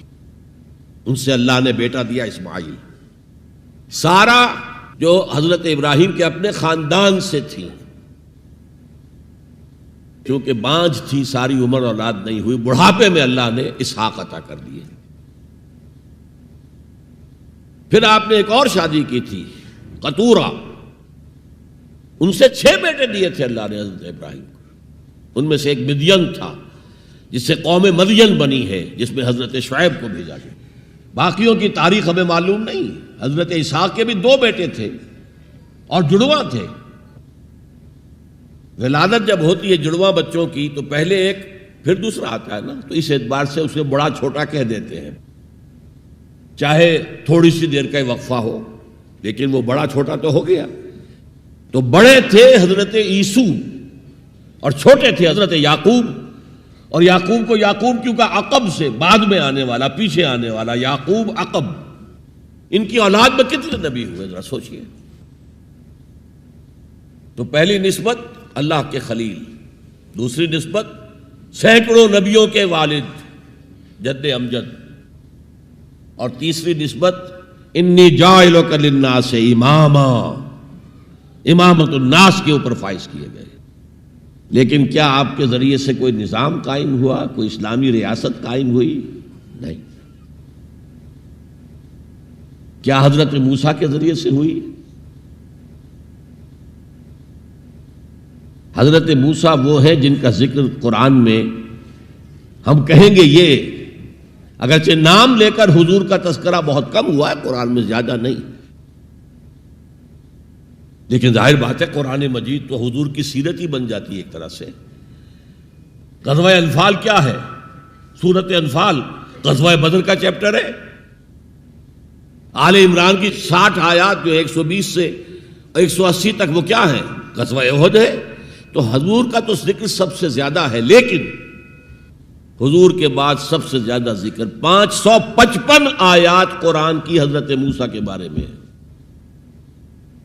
6,500 کل آیات ہیں، ان میں سے 555 1/13th part of Quran consists of تذکرہ of حضرت موسیٰ علیہ السلام. ان کے ذریعے حکومت قائم ہوئی. آ گئے تھے قریب 6 لاکھ بنی اسرائیل کو لے کر نکلے تھے مصر سے. ہجرت کے بعد آتا قتال کا مرحلہ، جنگ کا مرحلہ، جیسے حضور کی سیرت مطہرہ میں ہجرت کے بعد غزوہ بدر، بلکہ اس سے پہلے 8 مہمیں جو آپ نے بھیجی وہ ایک علیحدہ ایشو ہے. وہاں ہجرت کے بعد جب جنگ کا مرحلہ آیا پوری قوم نے کوڑا جواب دے دیا. فَاذْهَبْ أَنْتَ وَرَبُّكَ فَقَاتِلَا إِنَّا هَاهُنَا قَاعِدُونَ. جاؤ موسیٰ تم اور تمہارا رب جاؤ، اور پہلے فلسطین میں جو آباد ہے انہیں نکال کے باہر کر دو، پھر ہم داخل ہوں گے، ورنہ ہم تو یہاں بیٹھے ہیں، زمین جنبت نہ جنبت گل محمد. اس پر وہ پروسیس وہیں رک گیا. جبکہ حضور کو اللہ نے وہ صحابہ دیے. غزوہ بدر سے پہلے ایک مشورہ کیا حضور نے صحابہ سے. دیکھو ایک لشکر آ رہا ہے جنوب سے، مکہ جنوب میں تھا مدینے سے، کیل کانٹے سے لیس ہے، لشکر ہے بڑا. ایک قافلہ آ رہا ہے شمال سے جو ابو سفیان لے کر گئے تھے اور اب واپس آ رہے تھے، اور انہوں نے SOS کال بھیج دی تھی اپنے سے پہلے مکہ کے لوگوں کے لیے کہ بھائی میرے قافلے کو خطرہ ہے، محمد صلی اللہ علیہ وسلم کے آدمی شاید حملہ کر دیں ہم پر، لہذا مدد بھیجو. اب یہاں حضور پوچھتے کہ پہلے کدھر چلیں، قافلے کی طرف یا اس لشکر کی طرف؟ کچھ لوگ، ظاہر بات ہے کہ مدینے کے تمام جو صاحب ایمان تھے مکے سے جو آئے تھے وہ بڑی بھٹیوں میں سے گزر کر آئے تھے، بڑی آزمائشوں میں سے گزر کر آئے تھے، بڑی سختیاں جھیل کر آئے تھے، لہذا وہ بہت گہرے تھے ایمان میں، بہت پختہ تھے. مدینے والوں کو تو ایسی کوئی قربانی دینی نہیں پڑی، پورا قبیلہ ایمان لے آیا، لہذا وہاں کچھ نہ کچھ کچے لوگ بھی تھے ہم جیسے. ان کہا جی چلیے ذرا قافلے کی طرف چلیے. 30 یا 50 آدمی سنا ہے کہ ان کے ساتھ ہیں محافظ، اور مال بہت ہے، ہمیں بہت مال مل جائے گا، اور نمبر 2 یہ کہ ہمارے پاس تو ہتھیار بھی نہیں ہے، ہم ان کے ہتھیار تو لے لیں گے کم سے کم، پھر لشکر سے لڑیں گے. اللہ کا فیصلہ کچھ اور تھا. اب آپ لوگوں سے کہہ رہے ہیں مجھے مشورہ دو، مجھے مشورہ دو، مجھے مشورہ دو. ابو بکر صدیق کھڑے ہو کر تقریر کر رہے ہیں، حضور جو آپ کا حکم ہم حاضر ہیں، آپ فرمائیے.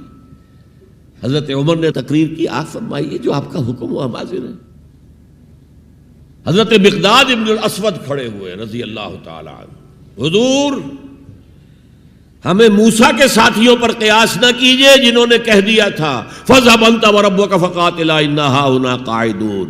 ہم موسیٰ کے ساتھی نہیں ہیں، محمد کے صحابی ہیں صلی اللہ علیہ وسلم. جو آپ کا ارادہ ہو بسم اللہ کیجئے. کیا عجب کہ اللہ تعالی ہمارے ذریعے آپ کی آنکھوں کو ٹھنڈک عطا فرمائے. یہ تو میں نے صرف اس واقعے کے حوالے سے سنایا یہ واقعہ کہ وہاں کیا تھا، 6 لاکھ تھے افراد یہود، ان میں بوڑھے بھی تھے، بچے بھی تھے، عورتیں بھی تھیں. تو 1 لاکھ تو ہوں گے جنگ کرنے کے قابل. اور نیچے آ جائیے 50,000 تو ہوں گے، 12 میں ایک تو ہوگا۔ کوڑا جواب، صرف 2 آدمی نکلے، یوشع ابن نون اور کالب بن یفنہ۔ یوشع تو پھر بعد میں حضرت موسیٰ کے جانشین بھی ہوئے اور نبی ہوئے، جوشوا کہتے ہیں بائبل میں ان کو، لیکن یوشع ابن نون 2 آدمی۔ اب جنگ کیسے ہو؟ لہذا پروسیس وہی رک گیا۔ حضرت موسیٰ علیہ السلام کے ہاتھوں کو اسلامی حکومت، اسلامی ریاست قائم نہیں ہو سکی۔ حضرت عیسیٰ کا تو سوال ہی نہیں، 3 سال آپ نے دعوت دی ہے اور یہودی علماء جو ہیں جان کے ان کے دشمن بن گئے۔ انہیں سب سے پہلے تو ولد الزنا کہا گیا، حضرت مریم پر تہمت لگائی گئی زنا کی، اور پھر یہ کہ ان کو جادوگر کہا گیا۔ یہ معجزے کیا دکھا رہا ہے؟ یہ تو شیطان بعلزبول جو ہے اس کی مدد سے دکھا رہا ہے۔ یہ سارے شعبدے ہیں، جادو ہے، اور جادو کفر ہے، لہذا یہ کافر ہو گیا، مرتد ہو گیا، ایسے سولی چڑھا دو۔ تو نظام کیا قائم ہونا تھا، ریاست کیا قائم ہونی تھی؟ عیسائیوں کے مطابق، یہودیوں کے مطابق تو سولی چڑھ گئے۔ عیسائیوں کے مطابق ہے کہ بعد میں اتار لیا گیا اور ایک جگہ رکھا گیا تو وہاں پھر زندہ ہو کر پھر آسمان پر اٹھ گئے۔ اور ہمارا جو قرآن مجید نے جو ہمیں بتایا اور جس کی کچھ تفصیل ہمیں انجیل برنباس میں ملتی ہے، وہ یہ ہے کہ وہ نہیں، وہ تو پہلے ہی آسمان پر اٹھا لیے گئے تھے، گرفتار ہوئے ہی نہیں۔ جس ان کے حواری نے غداری کی تھی، جیوڈاس اسکریوٹ، اس کو اللہ تعالیٰ نے اس کی شکل کو ولیکن شبہ لہم، مشابہ بنا دیا حضرت عیسیٰ علیہ السلام کی شکل کے۔ وہی بدبخت گرفتار ہوا اور کیفر کردار کو پہنچا، سولی پر چڑھا جسے چڑھنا ہی چاہیے تھا، غداری کی تھی۔ بہرحال میں کہہ رہا تھا کہ یہ کام انذار، تبشیر، واعظ، نصیحت، تعلیم، تبلیغ، تربیت، تزکیہ، یہ سب رسولوں نے کیا اور حضور نے بھی کیا، لیکن یہ معاملہ صرف محمد کے لیے ہے صلی اللہ علیہ وسلم، اور 3 دفعہ آیا ہے۔ کسی اور نبی اور رسول کے لیے 1 دفعہ بھی نہیں آیا کہ ان کا فرض منصبی ہے دین کو غالب کرنا۔ صرف تبلیغ نہیں، غالب کرو۔ یہ تھا وہ مشن جس میں آپ کو نصرت درکار تھی۔ فالذین آمنوا بہ وعزروہ ونصروہ، مدد کریں ان کی۔ وہ مدد کس کام میں تھی؟ دین کو غالب کرنے کی۔ اس لیے آتا ہے نا سورہ صف کے آخر میں، یا ایھا الذین آمنوا کونوا انصار اللہ، اے ایمان والو اللہ کے مددگار بنو۔ کما قال عیسی ابن مریم للحواریین من انصاری اللہ، جیسے کہ دیکھو 600 برس قبل حضرت مسیح اور حضور کے درمیان 600 برس کا فصل ہے، جیسے کہ 600 برس قبل ہمارے بندے عیسیٰ نے کہا تھا حواریین سے، کون ہے میرے مددگار اللہ کے راستے میں؟ اور حواریین نے کہا تھا نحن انصار اللہ، قال الحواریون نحن انصار اللہ۔ تو یہ اللہ کی مدد اور اللہ کے رسول کی مدد، من انصاری الی اللہ، کون ہے میرا مددگار اللہ کے راستے میں؟ یہ ہے تیسری بات، یعنی کون ہے وہ لوگ جو اصل میں متبع محمد ہیں صلی اللہ علیہ وسلم۔ الذین یتبعون رسول النبی الامی، ان کی شان کیا ہوگی؟ فالذین آمنوا بہ وعزروہ ونصروہ۔ اور چوتھی بات واتبعوا النور الذی انزل معہ، اور جو پیروی کریں گے، وہی اتباع کا لفظ چلا آ رہا ہے، اتباع اتباع اتباع، وہ اتباع کریں گے اس نور کا جو ان کے ساتھ نازل کیا جائے گا، یعنی یہ قرآن حکیم۔ فَأُولَئِكَ هُمُ الْمُفْلِحُونَ، تو وہ ہوں گے مددگار، وہ ہوں گے کامیاب ہونے والے، مفلحون میں سے ہوں گے۔ اللہم ربنا اجعلنا منہم، اللہ تعالی ہمیں ان میں شامل کرے۔ اب تھوڑا سا خاکہ میں آپ کے سامنے رکھنا چاہتا ہوں، حضور نے یہ کام کیسے کیا جو کسی اور نبی سے نہیں ہو سکا؟ صرف ایک نبی سے، ایک رسول سے ہوا۔ نظام قائم کرنا، حکومت اللہ کی قائم کر دینا۔ جیسے کہ شاید آپ کو معلوم ہو کہ انجیل میں جو دعا ہے لارڈس پریئر کہلاتی ہے، جیسے ہمارے ہاں سورہ فاتحہ ہے، ایسا ہی مقام ہے لارڈس پریئر کا عیسائیوں کے ہاں۔ اس میں کیا الفاظ ہیں؟ Thy kingdom come, Thy will be done on earth as it is in heavens. اے اللہ، اے رب، تیری حکومت آئے، حکومت الہیہ قائم ہو جائے، تیری حکومت آئے۔ اسی کو حضرت مسیح کہتے رہے، کنگڈم آف ہیون آن ارتھ، آسمانی بادشاہت زمین پر قائم ہو جائے۔ Thy kingdom come, Thy will be done on earth as it is in heavens. تیری مرضی جیسے آسمانوں میں پوری ہو رہی ہے، سارے سیارے، سارے ستارے، ساری گیلیکسیز، پوری کائنات جس طرح تیرے حکم کے پابند ہیں، اے رب ایسے ہی تیری مرضی زمین پر بھی پوری ہو۔ یہ کام جو ہے بڑا جان جوکھوں کا کام ہے۔ تبلیغ میں، تعلیم میں محنت ہوتی ہے، مشقت ہوتی ہے، وقت لگتا ہے، اس میں کوئی شک نہیں، لیکن محض تبلیغ، محض تعلیم، محض تربیت، محض تزکیہ، یہ محمد رسول اللہ کا طریقہ نہیں ہے۔ برا نہ مانیے، میری بات پر غور کیجیے گا۔ محمد رسول اللہ کا طریقہ کیا تھا؟ دعوت دو قرآن کے ذریعے، انذار کرو قرآن کے ذریعے، بشارت دو قرآن کے ذریعے۔ فَإِنَّمَا يَسَّرْنَاهُ بِلِسَانِكَ لِتُبَشِّرَ بِهِ الْمُتَّقِينَ وَتُنذِرَ بِهِ قَوْمًا لُدًّا۔ اے نبی، ہم نے اس قرآن کو آپ کی زبان میں آسان کر دیا ہے۔ وَلَقَدْ يَسَّرْنَا الْقُرْآنَ لِلذِّكْرِ فَهَلْ مِن مُدَّكِرٍ، 4 دفعہ آیا ہے سورہ قمر میں۔ ہم نے قرآن کو نصیحت اخذ کرنے کے لیے بہت آسان کر دیا ہے، تو ہے کوئی جو نصیحت کا طالب ہو؟ دعوت ہو، تذکیر ہو، فذکر بالقرآن من یخاف وعید، پہلا کام حضور کا یہ تھا، قرآن کے ذریعے سے لوگوں کو اللہ کی طرف بلانا۔ یہ دعوت، تبلیغ کسے کہتے ہیں؟ To reach out to someone, to convey to them some message, یہ تبلیغ ہے، اور اس کو کھینچ کر لے آنا اللہ کے راستے کی طرف، یہ دعوت ہے۔ ومن احسن قولا ممن دعا الی اللہ وعمل صالحا وقال اننی من المسلمین۔ اس شخص سے اچھی بات کس کی ہوگی جو اللہ کی طرف بلائے اور اچھے عمل کرتا ہو۔ یہ نہ ہو کہ وہ دوسروں کو تو نصیحت اور خود میاں فضیحت، یہ نہیں، اور کہے کہ میں بھی عام مسلمان ہوں، میں تم پر کوئی فوقیت کا دعویٰ نہیں کر رہا، میں کوئی آسمان سے نہیں اترا ہوں، میں بھی عام مسلمانوں میں سے ہوں، اننی من المسلمین۔ تو قرآن کے ذریعے تذکیر، قرآن کے ذریعے نصیحت۔ یا ایھا الناس قد جاءتکم موعظۃ من ربکم وشفاء لما فی الصدور، یہی ہے موعظہ، نصیحت، اور یہی ہے شفاء لما فی الصدور، دلوں میں جو روگ ہیں ان کا علاج یہ ہے۔ وہدی ورحمۃ للمؤمنین۔ تو حضور کا طریقہ پہلا کیا تھا؟ قرآن کو عام کرو، جہاں آپ گئے قرآن سنایا۔ آپ کے کوئی خطبات ہمیں نہیں ملتے۔ جمعے کے خطبوں میں کیا کرتے تھے؟ کان للنبی صلی اللہ علیہ وسلم خطبتان یجلس بینہما یقرأ فیہما آیات من القرآن ویذکر الناس۔ یہ صحیح مسلم کی روایت ہے۔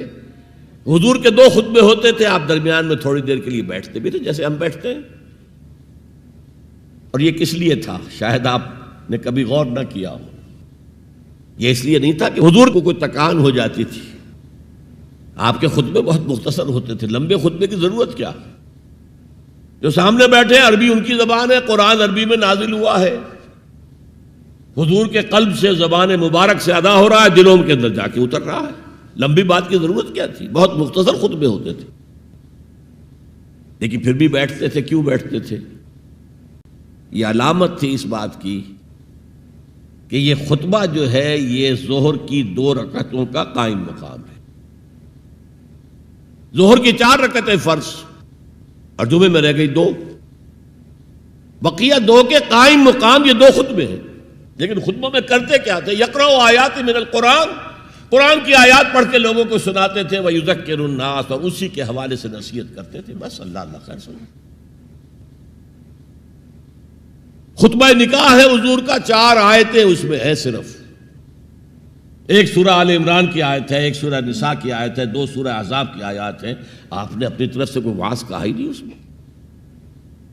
تو تبلیغ، تعلیم، تذکیر، انذار، تبشیر سب قرآن کے ذریعے سے. پہلا کام یہ پھیلاؤ اس کو. اب اس کے بعد جو آ جائیں قبول کر لیں شعوری طور پر، ہماری طرح نہیں کہ وہ صرف ایک نسلی قسم کا عقیدہ ہے. ظاہر بات ہے اس وقت جو مان رہے تھے وہ تو دل یقین کے ساتھ مان رہے تھے نا. انہیں پتا تھا ہمیں گھر باہر چھوڑنے پڑیں گے، ہماری بیوی ہم سے علیحدہ ہو جائے گی، والدین ہمیں گھروں سے نکال دیں گے، اور مارے پڑیں گی نوجوانوں پر اور غلاموں کے اوپر تو جو بے پناہ سختیاں ہوئی ہیں. تو ظاہر ہے جب تک یقین دل میں کامل پیدا نہ ہو جائے کوئی بھی زبان نہیں کھولتا تھا کہنے کے لیے کہ اشہد ان لا الہ الا اللہ واشہد ان محمد رسول اللہ. تو جو آ گئے ایمان کو قبول کر لیا، اب ان کو جمع کرو، منظم کرو. آرگنائزیشن، اس لیے کہ نظام کو بدلنا آسان کام نہیں ہے. کہیں بھی کوئی خلا تو ہے نہیں، کوئی نہ کوئی نظام ہے. ڈیموکریسی ہے تو وہ حاکمیت عوام کا نظام ہے، کیپٹلزم ہے تو وہ ڈکٹیٹرشپ آف دی کیپٹلسٹ ہے. نظام تو ہے نا. ہمارے پاکستان میں جاگیرداری ہے تو وہ جاگیرداروں کا ملک ہے، انہی کی حکومت ہوگی. اور سیاست ہمارے ہاں جو ہے وہ جاگیرداروں کا میوزیکل چیئرز گیم ہے اور کچھ بھی نہیں. عوامی سیاست ہے ہی نہیں. وہ تو آپ کے ہاں تو پہلا قدم اٹھا لیا گیا تھا جاگیرداری کا خاتمہ. 2 کام ہندوستان میں بہت بڑے ہوئے جو ہم نہیں کر سکے. ہندوستان کے اندر پہلے ہی قدم دستور بن گیا اور ایک پٹڑی کے اوپر گاڑی چل رہی اور چلتی رہی. 1 سال صرف آپ کے ہاں ایمرجنسی آئی ہے اور وہ بھی کانسٹیٹیوشنل تھی.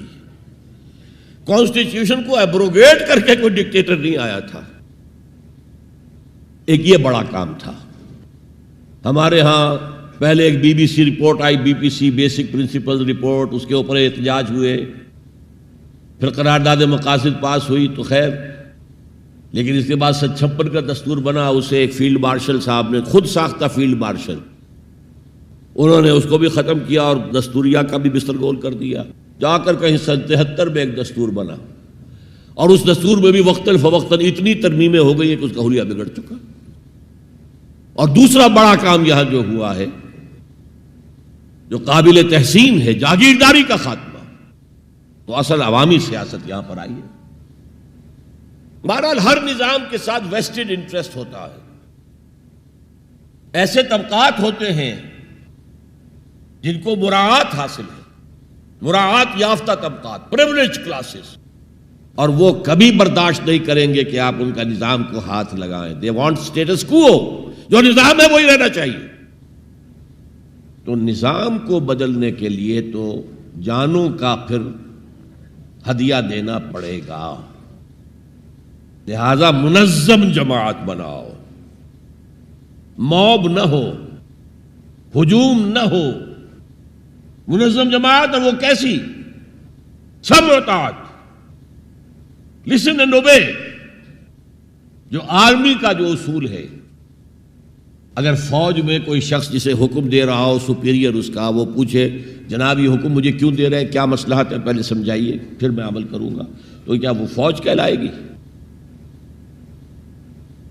بڑی پیاری نظر تھی، میٹرک کے زمانے میں پڑھی تھی انگریزی کی، کہ کسی جنگ میں 600 سواروں کا ایک دستہ تھا اور ان کو حکم دے دیا گیا چارج، آگے بڑھو، حملہ کرو. اور انہیں معلوم تھا کہ داہنے ہاتھ بھی توپیں لگی ہوئی ہیں، بائیں ہاتھ بھی توپیں ہیں، سامنے بھی توپیں ہیں، آگ اگل رہی ہیں. Cannons to left of them, cannons to right of them, cannons in front of them, volleyed and thundered. لہذا سب نے یہ سمجھا someone has blundered. کسی نے بڑی غلطی کی ہے یہ حکم دے کر، جو کمانڈر ہے بڑی خطا ہوئی. لیکن There's not to reason why. یہ why کا سوال کرنے کا تو ان کا مقام ہی نہیں ہے. There's but to do and die. جو حکم ملا کرو, مرتے ہو تو مرو. Therefore, into the valley of death rode the 600. 600 کے 600 موت کی وادی میں اتر گئے. تو جب تک ایسی جماعت نہیں ہوگی نظام نہیں بدلا جا سکتا. بولشویکس اینڈ بولشویکس رشیا میں منظم جس طرح تھے, اگر وہ نہ ہوتے تو زار کی حکومت کا تختہ الٹا جا سکتا تھا. Was it possible? سب سے بڑی کنگڈم تھی ایشیا اور یورپ دونوں کے اوپر جو برج تھا, بہت بڑی سلطنت, کہاں سے کہاں تک زار کی سلطنت. اور پورا جو ہے ہمارا سینٹرل ایشیا, سارے یہ ترک, مسلم ترک علاقے جو ہے, روسی ترکستان اسی لیے ان کا نام تھا, وہ بھی اسی کے پاس تھے. لیکن ایک منظم جماعت نے, ایک نئے فکر نے, ایک نئے فلسفے نے, مارکسزم نے لوگوں کو پوزیس کیا, انہیں منظم کیا, انہوں نے جد و جہد کی, انقلاب برپا کر دیا. یہی کام حضور نے کیا. ایمان کی دعوت دی اور ایمان دلوں میں راسخ ہو گیا, انہیں منظم کیا. حدیث میں آتا ہے, اور یہ مشکات شریف میں بھی حدیث ہے, مسند احمد ابن حنبل کے حوالے سے اور جامع ترمذی کے حوالے سے. حضور فرماتے ہیں, حارث اشعری رضی اللہ تعالیٰ عنہ اس کے راوی ہیں, انی آمرکم بخمس, مسلمانوں میں تمہیں 5 باتوں کا حکم دے رہا ہوں. اللہ امرنی بہن, ایک روایت میں یہ اضافی الفاظ ہے, اللہ نے مجھے حکم دیا ہے ان کا, اپنی طرف سے نہیں دے رہا. حالانکہ حضور کو اختیار تھا, آپ اپنی طرف سے بھی حکم دے سکتے تھے. وہ 5 باتیں کیا ہیں؟ بالجماعت والسمع والطاعت والہجرت والجہاد فی سبیل اللہ. کتنا بڑا مجمع اس وقت یہاں ہے. کیا میں پوچھ سکتا ہوں کتنے لوگوں نے یہ حدیث سنی ہے آج سے پہلے؟ ذرا ہاتھ اٹھائیں. کیا وجہ؟ دیکھیے 5 چیزیں وہ ہیں جو ہم میں سے ہر ایک کو یاد ہے. حدیث یاد ہونا ہو, اس کا ایسنس تو یاد ہے. بنی الاسلام علی 5, شہادت لا الہ الا اللہ وان محمد رسول اللہ, واقام الصلاۃ وایتاء الزکوٰۃ وصوم رمضان وحج البیت من استطاع الیہ سبیلا. کس کو نہیں معلوم 5 ارکان اسلام؟ اور کس نے فرمایا؟ یہ حضور نے. اور یہ کلام خبریہ ہے, بنی الاسلام علی 5, اس میں امر کا انداز نہیں ہے, خبر ہے. اسلام کی تعبیر 5 بنیادوں پر ہے. یہ حدیث ہمیں یاد ہے, اور جس کے کہہ رہے ہیں میں حکم دیتا ہوں تمہیں اور اللہ نے مجھے حکم دیا ہے, یہ 5 باتیں ہمارے ذہن سے نکل گئی. اس لیے کہ ہمارے ذہن میں اسلام کا تصور مذہب کا ہے, دین کا ہے ہی نہیں. ہم وہی سمجھتے ہیں کہ نماز, ایک تو یہ کہ ہمارے عقائد ٹھیک ہوں, نماز روزہ حج زکوٰۃ کا تقاضا ہو, اور کچھ جو ہمارے سوشل کسٹمز ہیں, عیدیں منائیں, جمعہ پڑھے, قربانیاں دیا کریں عید الاضحیٰ میں, بچے کا عقیقہ کریں, مردے کو دفنائیں کفنائیں, شادی ہو تو ایجاب و قبول کرائیں, پھیرے نہیں ڈلوائیں گے. بھئی یہ ہمارا دین ہے, ہمارا مذہب ہے. مذہب دین نہیں ہے. یہ دین کا تصور ہی نہیں. ہم اتنے خوگر ہو گئے محکومیت کے کہ دین کی اقامت کا تصور, دین کو غالب کرنے کا تصور ہمارے ذہنوں سے نکل گیا, ذہن میں ہے ہی نہیں. علماء کو بھی اجنبی سی بات لگتی ہے, یہ کیا بات کہہ رہے ہیں, یہ تو اجنبی سی بات ہے. اس لیے کہ ہمارے ذہنوں سے تصور نکل گیا. پہلے مسلمان بادشاہ تھے, ملوکیت تھی, وہ اسلام تو نہیں تھا. اسلامی نظام تو خلافت راشدہ کا تھا, ابو بکر اور عمر اور عثمان اور علی اور حضرت حسن کو میں مزید شامل کرتا. تب 30 برس بنتے ہیں جو حضور نے فرمایا تھا کہ یہ 30 برس خلافت رہے گی. بعد میں تو ملوکیت آ گئی. یہ بنو امیہ کے بادشاہ تھے, چاہے خلفاء اپنے آپ کو کہلوائیں, بنو عباس تو بڑے بادشاہ تھے، شہنشاہ تھے، بڑے محل بنائے تھے، اور یہی حال پھر جن کو ہم کہہ دیتے ہیں عثمانی خلفاء، یعنی ترک بادشاہ اور شہنشاہ، ان کا بھی حال یہی تھا۔ اسلام کہاں ہے؟ اس کے بعد آ گئے انگریز نے کہا قانون ہمارا ہوگا، کرمنل لا ہمارا ہوگا، CRPC ہماری ہوگی، سول لا ہمارا ہوگا، نظام ہمارا ہوگا۔ ہاں نماز پڑھ سکتے ہو، روزہ رکھ سکتے ہو، ہمیں کوئی تمہارے مذہب سے کوئی دشمنی نہیں، بلکہ انگریز نے تو بڑی رعایت کی تھی۔ اس نے کہا تھا تم اپنے فیملی لاز بھی اپنی مرضی سے جیسے چاہو طے کرو۔ آج مسلمان ممالک میں سے بھی اکثر نے اپنے فیملی لاز چھوڑ کر یورپ کے فیملی لاز اختیار کر لیے، اور پہلی مرتبہ یہ کام کیا تھا اتاترک نے، اور یورپ کے اخبارات نے پھر تنزیہ لکھا تھا کہ یہ عجیب قوم ہے، کہتی ہے کہ بہترین قانون ہمارے پاس ہے، اور حال یہ ہے کہ فیملی لاز بھی ہم سے مانگ رہے ہیں، رومن لاز سے اخذ کر رہے ہیں فیملی لاز اپنے۔ یہ ان کا حال ہے، کہتے ہیں بہترین قانون ہمارے پاس۔ تو انگریز کے آنے کے بعد اب ہمارا علماء کا قال اللہ و قال رسول یا مدرسہ چلا لیں۔ بہرحال انہوں نے بڑی خدمتیں کی ہیں، اگر یہ نہ ہوتا تو شاید ہمارے ہاں مساجدیں آباد ہی نہ ہوتی۔ کم سے کم علماء نے وہ پوزیشنیں جو ہیں وہ پر کی ہیں، ایک ڈھانچہ جو ہے وہ برقرار رکھا ہے، اس میں کوئی شک نہیں، ان کی خدمات ہے۔ لیکن انگریز نے تو جو بھی تھا صرف اتنی آزادی دی تھی، اسی کو ہم ذہناً ریکنسائل کر چکے ہیں، بس اسلام یہی ہے نہیں۔ اور آج میں آپ کو بتا دوں، امریکہ اور انگلینڈ خاص طور پر اور بقیہ عیسائی مملکتیں بھی بالعموم اسلام کے خلاف جو جنگ جاری کر رہے ہیں، اور تیزی کے ساتھ یہ بڑھے گی، اس کا بھی معاملہ یہ ہے کہ مذہب کی حیثیت سے اسلام کے خلاف ان کی کوئی جنگ نہیں۔ جب بش کہتا ہے کہ ہم تو اسلام کے خلاف نہیں، صحیح کہتا ہے، سچ کہتا ہے۔ وہ یہ کہہ سکتے ہیں you have come here, you have purchased churches and synagogues and converted into mosques, did we object?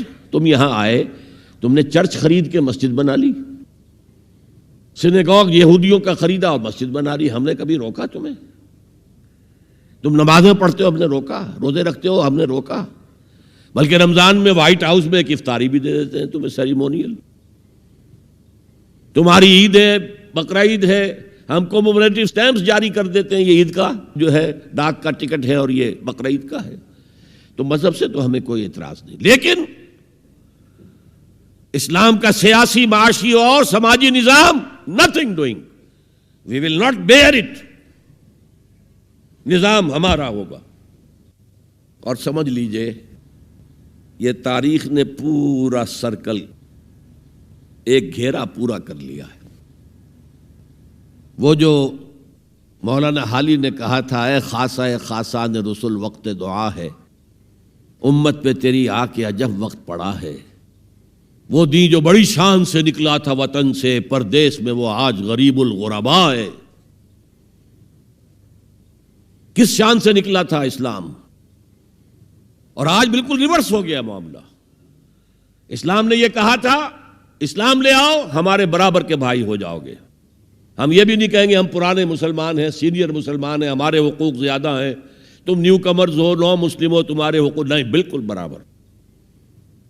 یہ نہیں تو اسلام کی بالادستی قبول کرو، چھوٹے ہو کر رہو، ہاتھ سے جزیہ پیش کرو، یؤتُ الجزیۃ عن یدٍ وہم صاغرون، پھر تم یہودی رہو مذہب کے طور پر، نظام ہمارا ہوگا دین حق کا، وہ غالب ہم نے کرنا ہے۔ محمد الرسول اللہ بھیجے گئے دین کو غالب کرنے کے لیے۔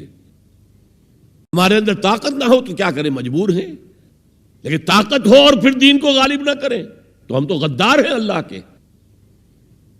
لہذا کیا کہتے تھے، ایمان لے آؤ برابر کے ہو جاؤ گے، نہیں تو رہو تم عیسائی رہو، یہودی رہو، مجوسی رہو۔ ابھی شروع میں ان تین سے ہی معاملہ تھا نا، لیکن اسلام کی بالادستی، نظام ہمارا ہوگا، باقی تم نیچے رہو، اور اگر یہ بھی منظور نہیں تو آؤ تلوار ہمارے اور تمہارے درمیان فیصلہ کرے گی۔ یہی بات تھی کہ نہیں؟ آج وہی بش کہہ رہا ہے نظام ہمارا ہوگا، اس نظام کے نیچے تم رہو، مسلمان رہو، ہندو رہو، عیسائی رہو، کچھ رہو۔ یہ بالکل برعکس کیفیت ہو گئی اس کی۔ تو آج کا مسلمان جو ہے ان چیزوں سے اس لیے ذہناً غافل ہے کہ حضور کی اتنی تاکیدی حدیث انی آمرکم بخمس اللہ امرنی بہن بالجماعت والسمع والطاعت والہجرت والجہاد فی سبیل اللہ، کبھی ممبر سے نہ سنائی گئی نہ کبھی سنی گئی، اس لیے کہ یہ اس عمل کا نام ہے جو دین کو قائم کرنے کے لیے ہوتا ہے۔ چوتھا کام فرمایا گیا واتبعوا النور الذی انزل معہ، وہی لفظ اتباع چل رہا ہے۔ یہ ساری میری گفتگو کا مرکزی لفظ اتباع ہے، یاد ہے میں نے کیا کہا تھا؟ اللہ کی اطاعت کلی اور محبت شدید مل کر کیا چیز بنے گی؟ عبادت۔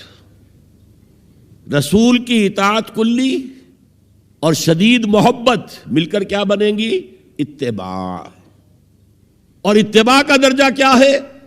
قل ان کنتم تحبون اللہ فاتبعونی یحببکم اللہ، اے نبی ان سے کہہ دیجئے اگر تم اللہ سے محبت کرتے ہو تو میرا اتباع کرو، میری پیروی کرو، میرے نقش قدم پر چلو۔ اب آپ سوچئے اگر ہم کاروبار کر رہے ہیں، فرض کیجئے کوئی شخص 100% دیانتداری سے کام کر رہا ہے، کوئی شخص سود کے اندر براہ راست ملوث نہیں ہے، وہ نماز پڑھتا ہے، روزہ رکھتا ہے،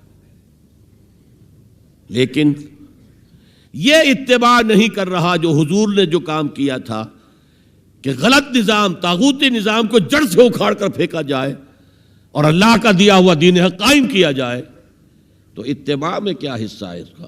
کوئی نہیں۔ ایک سوال آپ سے کرتا ہوں،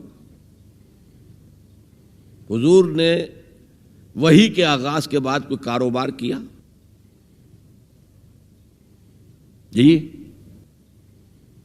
آپ پہلے بہت اچھے تاجر تھے، بہت کامیاب تاجر تھے، اس وقت کا ایکسپورٹ امپورٹ، قافلہ لے کر جا رہے ہیں شام، قافلہ واپس لے کر آ رہے ہیں، لیکن جیسے ہی وحی آ گئی یا ایھا المدثر قم فانذر وربک فکبر، اے لحاف میں لپٹ کر لیٹنے والے اب کھڑے ہو جاؤ، کمر کس لو، گرڈ اپ یور لائنز، اپنے مشن کا آغاز کرو۔ اس کا آغاز کیا ہے؟ انذار، خبردار کرو انہیں کہ زندگی یہی زندگی نہیں ہے، اصل زندگی آخرت کی زندگی ہے، اور قیامت کے دن تمہیں حساب جو ہے اپنا پیش کرنا ہوگا، جواب دہی کرنی ہوگی۔ You will have to face the grand accountability of the day of judgment۔ یہ انذار سے بات شروع کرو، وَرَبَّكَ فَكَبِّرْ، اور جو ہدف ہے مقصود کیا؟ اللہ کو بڑا کرو، یعنی اس کی بڑائی نافذ کرو۔ پارلیمنٹ میں بھی اس کا حرف آخری ہو، لِتَكُونَ كَلِمَةُ اللَّهِ هِيَ الْعُلْيَا، تاکہ اللہ کا کلمہ سب سے اونچا ہو جائے۔ یہ نہیں کہ صاحب ہمارے تو 60% لوگوں نے یہ رائے دے دی ہے، بس اب ہم نہیں جانتے کہ قرآن میں کیا ہے یا کسی اور آسمانی ہدایت میں کیا ہے، تورات میں کیا ہے، انجیل میں کیا، ہم نہیں جانتے۔ اگر ہم اس کے خلاف جد و جہد نہیں کرتے تو اتباع میں کوئی حصہ نہیں ہمارا۔ جو اطاعت تھوڑی بہت ہم کر رہے ہیں وہ بھی جزوی ہے، کلی نہیں ہے، اسی لیے دنیا کی رسوائی وہ تو ہمارے ماتھے پر لکھی ہوئی ہے، ضربت علیہم الذلۃ والمسکنۃ وباؤوا بغضب من اللہ۔ آج ہمارا حال یہ ہے۔ تو اتباع رسول، محبت رسول کا تقاضا وہی جد و جہد کرو، وہی جد و جہد کرو، اسی کا نام جہاد فی سبیل اللہ ہے۔ بدقسمتی سے خود ہم نے غلط انٹرپریٹیشن جہاد کی ہے، جس کی وجہ سے دشمنوں کو موقع ملا ہے۔ جہاد کے معنی جنگ، حالانکہ جہاد کے معنی تو جنگ نہیں ہے، جہاد جد و جہد کا نام ہے، کوشش۔ جہد کے مقابلے میں آئے گی تو وہ جہاد ہے۔ جہد یک طرفہ ہے تو جہد ہے، اور دو طرفہ ہو رہی ہے، رسہ جو ہے آپ ادھر کھینچ رہے ہیں وہ ادھر کھینچ رہے ہیں، یہ جہاد ہے۔ آپ توحید کا پرچم اٹھائے ہوئے ہیں، توحید پھیلا رہے ہیں، وہ شرک پھیلا رہے ہیں، یہ جہاد ہے۔ کوئی مغربی ڈیموکریسی چاہتا ہے، کوئی سوشلسٹ ڈیموکریسی چاہتا ہے، ان کے درمیان رساکشی ہوگی کہ نہیں ہوگی؟ یہ جہاد ہے۔ قتال تو جہاد کی 9 منزلہ عمارت میں جا کے 9ویں منزل پر قتال فی سبیل اللہ، اور یہ دونوں قرآن کی اصطلاحات ہیں۔ ہم نے جہاد کو بھی جنگ بنا دیا، تو پھر تو اب ہر شخص کو قرآن میں جنگ ہی جنگ نظر آئے گی۔ جہاں جہاد کا لفظ آیا جنگ، جہاں جہاد کا لفظ آیا جنگ۔ اسی سے تو ان کو موقع مل گیا نا۔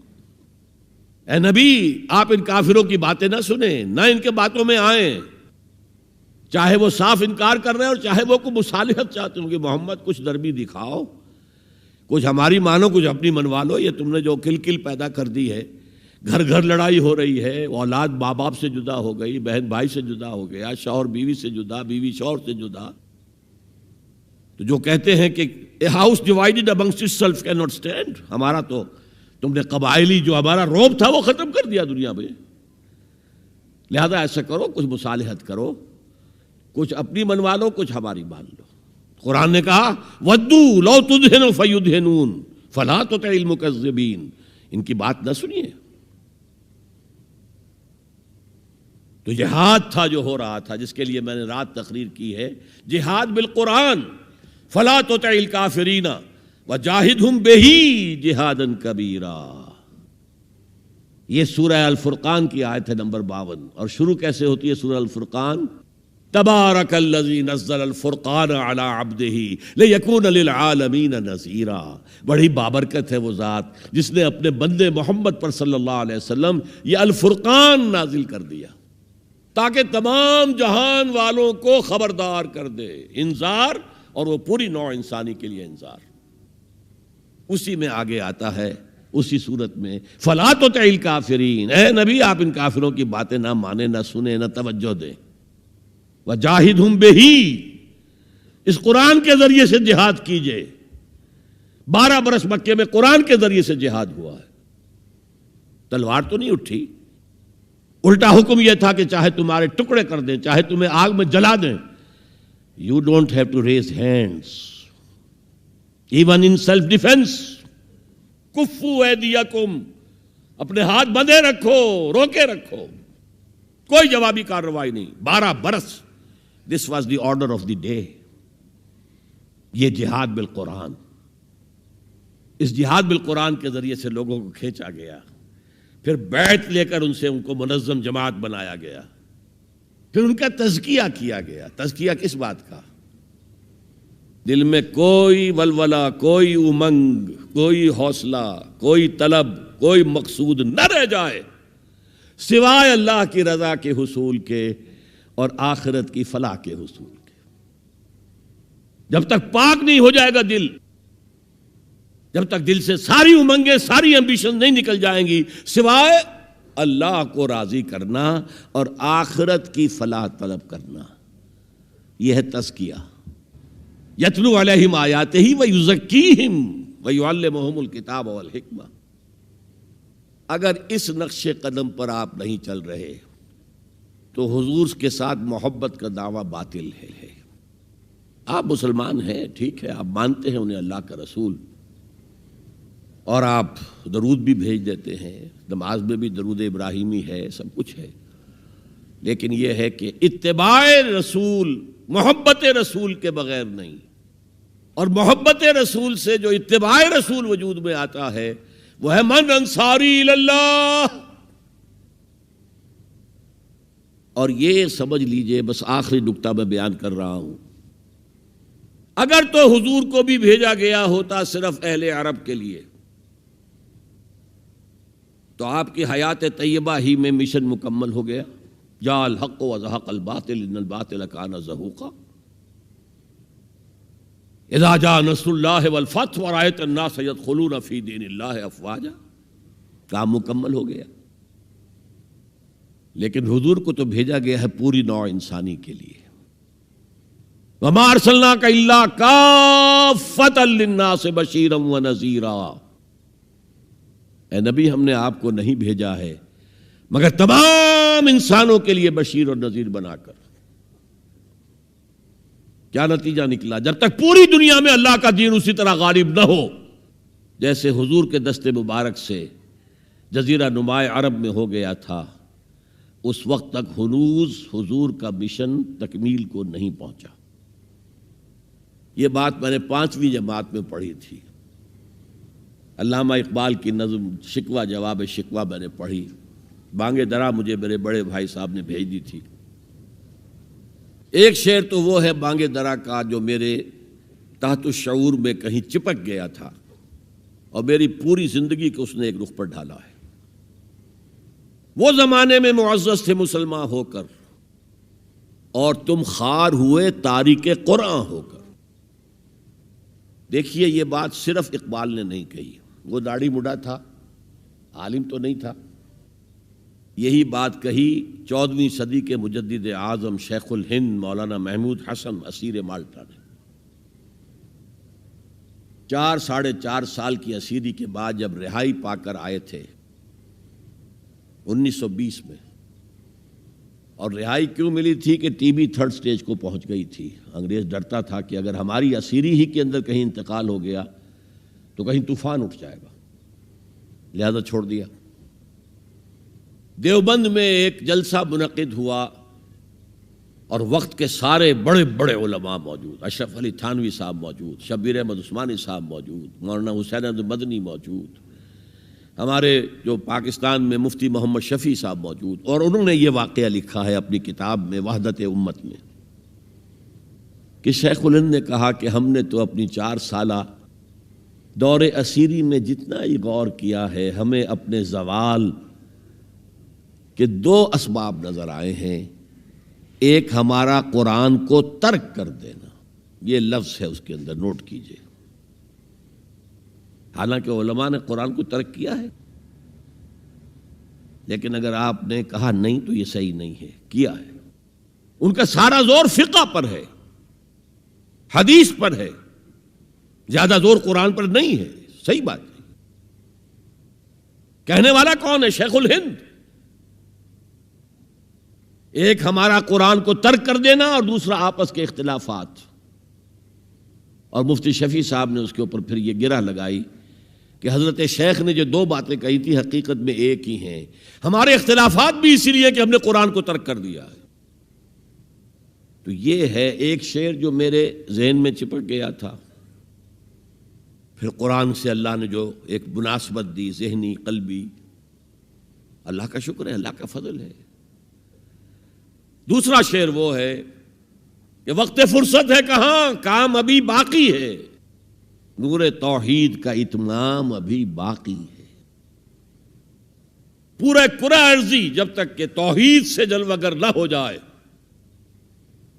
اور اسلام کا ڈنکا نہ بج جائے، اس وقت تک حضور کا مشن مکمل نہیں ہے۔ حضور حوالے کر کے گئے تھے امت کے۔ خطبہ حجۃ الوداع میں آپ نے سوال کیا الا هل بلغت، اور 1.25 لاکھ کے مجمع نے جواب دیا انا نشهد انک قد بلغت الرسالۃ وادیت الامانۃ ونصحت الامۃ وکشفت الغمۃ۔ ہاں حضور ہم گواہ ہیں، آپ نے حق رسالت ادا کر دیا، حق امانت ادا کر دیا، مسلمانوں کی خیر خواہی کا حق ادا کر دیا، امت کی خیر خواہی کا، اور گمراہی کے پردے چاک کر دیے۔ 3 دفعہ حضور نے سوال کیا، 3 دفعہ جواب لے کر پھر آسمان کی طرف نگاہ اٹھائی اور انگشت شہادت سے اشارہ کیا اور پھر لوگوں کی طرف اللہم اشہد اللہم اشہد اللہم اشہد، اے اللہ تو بھی گواہ رہے، یہ مان رہے ہیں کہ میں نے پہنچا دیا ہے۔ اسے میں کہا کرتا ہوں سائی آف ریلیف۔ کندھوں پر ایک بہت بڑا بھاری بوجھ آ گیا تھا، بہت بڑی امانت تھی قرآن، اس کے پہنچانے پر کیا کیا تکلیفیں اٹھائی ہیں۔ پاگل کہے گئے، مجنون کہے گئے، شاعر کہے گئے، ساحر کہے گئے، مسحور کہے گئے، کیا نہیں کہا گیا۔ اور پھر جو مارے کھائی ہیں، جو 3 سال کی شیب بنی ہاشم کے اندر اسیری تھی، جس میں کھانے پینے کی چیزیں گھاٹی میں داخل نہیں ہو سکتی تھی۔ ہماری جیلوں میں تو آپ کو کھانا تو ملتا ہے، وہاں تو کچھ نہیں تھا۔ پھر طائف کا پتھراؤ یاد کیجئے، پھر مکے سے نکلنا اور 3 دن رات ایک غار میں چھپے رہنا، پھر مدینے کے اندر آپ کو معلوم ہے غزوہ بدر آ رہی ہے، اس میں 70 اگر کافر مارے گئے تو غزوہ احد میں 70 صحابہ شہید ہو گئے، جن میں حضرت حمزہ بھی ہیں۔ 3 رشتے ہیں حضرت حمزہ سے حضور کے، چچا بھتیجا، سب کو بس یہی معلوم ہے، چچا بھتیجا، خالہ زاد بھائی، دودھ شریک بھائی، اور عربوں میں دودھ شریک بھائی حقیقی بھائی کے طور پر ہوتا تھا۔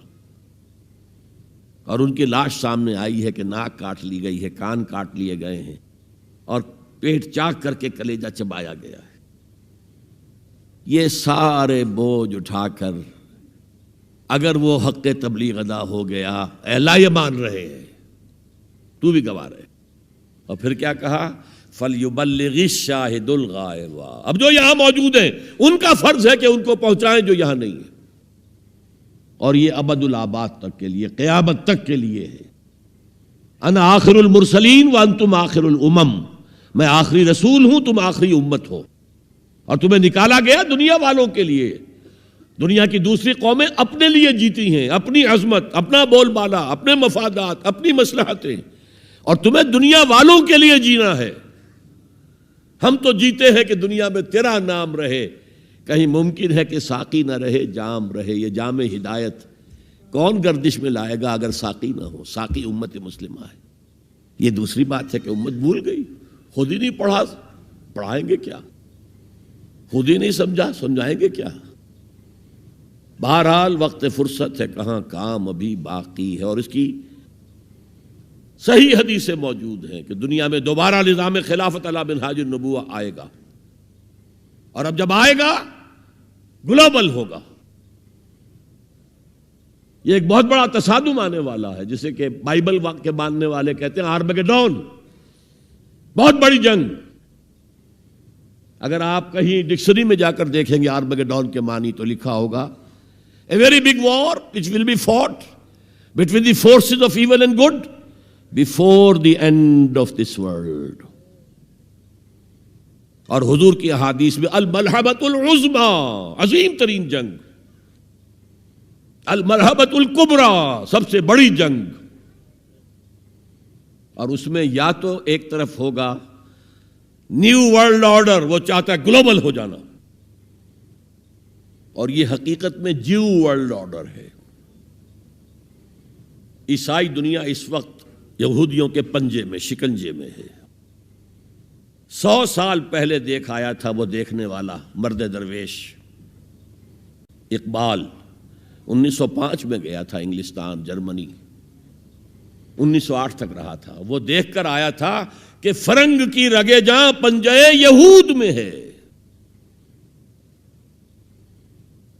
آپ کو معلوم ہے جو ریئیکشن ہوا ہے بعد میں، جو کچھ ہٹلر نے کیا یہودیوں کے ساتھ، کہتے ہیں 60 لاکھ ہمارے مارے ہیں۔ کیوں؟ کہ انہیں احساس ہو گیا تھا انہوں نے اپنے شکنجے میں ہمیں کس لیا ہے، لہذا اس نے انتقام لیا ہے۔ بہرحال اب جو بھی ٹکراؤ ہونے والا وہ 2 نظاموں کا ہوگا، جسے ہنٹنگٹن نے کہا ہے کلیش آف سیویلائزیشنز، تہذیبوں کا تصادم آئے گا، اور اس میں دوسری تہذیب ہماری یا ہمارا نظام اس وقت دنیا میں کہیں نہیں ہے، لیکن دشمن کو معلوم ہے۔ ابلیس کی مجلس شورا میں علامہ اقبال نے ابلیس کے ترجمانی کہتے ہوئے کرتے ہوئے کہا ہے اگر کوئی خطر مجھ کو تو اس امت سے ہے۔ ابلیس کہہ رہا ہے۔ پہلے اس میں آتا ہے ایک مشیر نے کہا جی جمہوریت کا دنیا میں بول بالا ہو رہا ہے، ہماری ابلیسی نظام تو ختم ہو جائے گا۔ اس نے کہا نہیں، ہم نے خود پہنایا ہے شاہی کو جمہوری لباس، ذرا آدم ہوا ہے خود شناس و خود نگر۔ تم نے کیا دیکھا نہیں مغرب کا جمہوری نظام، چہرہ روشن اندروں چنگیز سے تاریک تر۔ It's the dictatorship of the capitalist۔ دوسرے نے کہا مشیر نے اجی وہ ایک اور مصیبت کھڑی ہو گئی ہے، وہ کارل مارکس نے کیا کر دیا ہے، میرے آقا یہ جہاں زیر و زبر ہونے کو ہے، ہمارا ابلیسی نظام تو ختم ہو جائے گا۔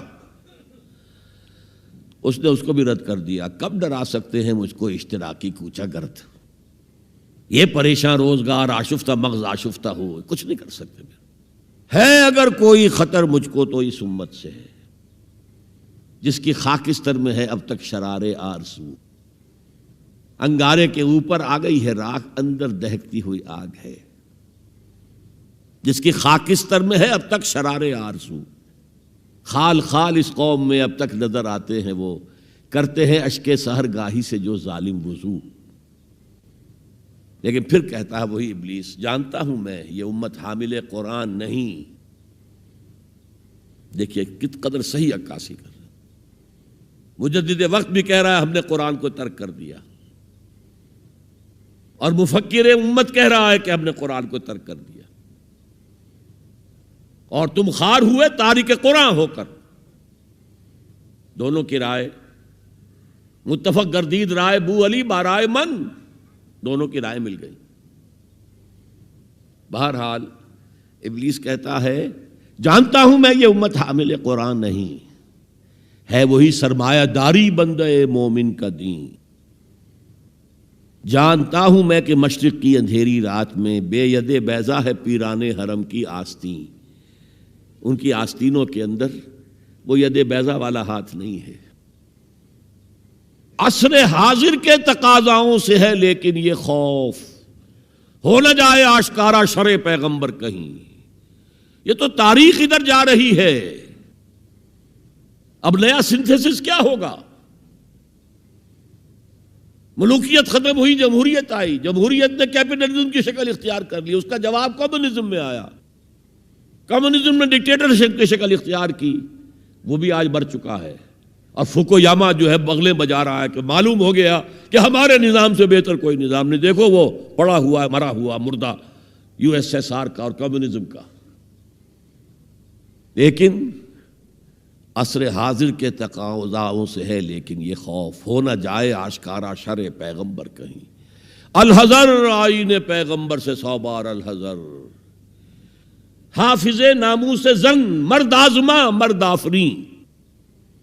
موت کا پیغام ہر نوع غلامی کے لیے، نہ کوئی فغفور و خاقاں نہ گدائے رہ نشیں، کرتا ہے دولت کو ہر آلودگی سے پاک و صاف، منعموں کو مال و دولت کا بناتا ہے امین۔ اس سے بڑھ کر اور کیا فکر و نظر کا انقلاب، بادشاہوں کی نہیں اللہ کی ہے یہ زمین، ان الارض للہ۔ یہ نظام دبا ہوا ہے، راہ کے اندر چھپا ہوا ہے، لیکن وہ خوب جانتے ہیں کہ ان کے اندر وہ جذبہ ہے، اگرچہ ابھی وہ جذبہ بھٹک رہا ہے، صحیح رخ پر نہیں پڑ رہا، کہیں اس نے دہشت گردی کی شکل اختیار کر لی جو کاؤنٹر پروڈکٹیو ہے۔ فائدہ کیا؟ ایک ہاتھی کو آپ ایک سوئی چبو دیں، اسے پتہ بھی نہیں چلے گا کہ میرے جسم میں کوئی سوئی گئی۔ امریکہ ہاتھی ہے اور نشے میں دھت ہاتھی ہے، جس نے نہ یونائٹڈ نیشنز کی پرواہ کی، نہ ورلڈ کی رائے عامہ کی پرواہ کی، نہ اپنے جو یورپین الائز ہیں ان کی پرواہ کی، کسی کی پرواہ نہیں کی۔ We shall go it alone, جسے جہاں آنا ہو آ جائے ورنہ نہیں، نشے میں دھت ہے۔ لیکن جب یو ایس ایس آر کا خاتمہ ہوا اور ادھر جو ہے نیٹو کو اثر نو منظم کرنے لگے، ایکسپینشن ہو رہی ہے، تو کسی نے پوچھا اس وقت کے نیٹو چیف سے کہ اب آپ کا جو دشمن تھا وہ تو ختم ہو گیا، وہ جو تمہارے قدموں میں پڑا ہوا ہے، تمہارے قرضے لے کر تو بمشکل وہ روٹی کھا رہا ہے، تو کیا ضرورت ہے اب نیٹو کی اور یہ سارا؟ ان کا ہمیں مسلم فنڈامنٹلزم سے خدشہ ہے، ڈر ہے، یہ ساری تیاری اس کے لیے ہو رہی ہے۔ ایک بہت بڑا تصادم ہوگا جس کے لیے کمر کسنے کی ضرورت ہے، لیکن اس میں یہ ہے کہ جو کمزوری ہماری ہے، ہم میتھڈالوجی آف دی پروفٹ صلی اللہ علیہ وسلم کو نہیں سمجھ پا رہے۔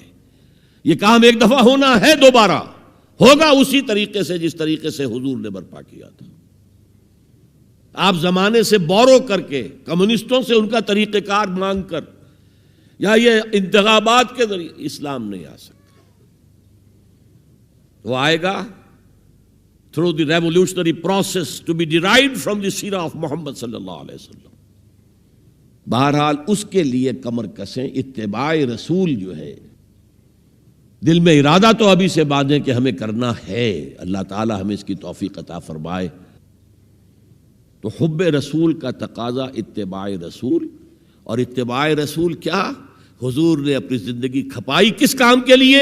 دین کی دعوت و تبلیغ اور دین کو قائم کرنے کی جد و جہد۔ اللہ تعالی ہمیں اس کے لیے اپنا عزم مصمم کرنے کی توفیق عطا فرمائے۔ اقول قولی ھذا واستغفر اللہ لی ولکم ولسائر المسلمین والمسلمات۔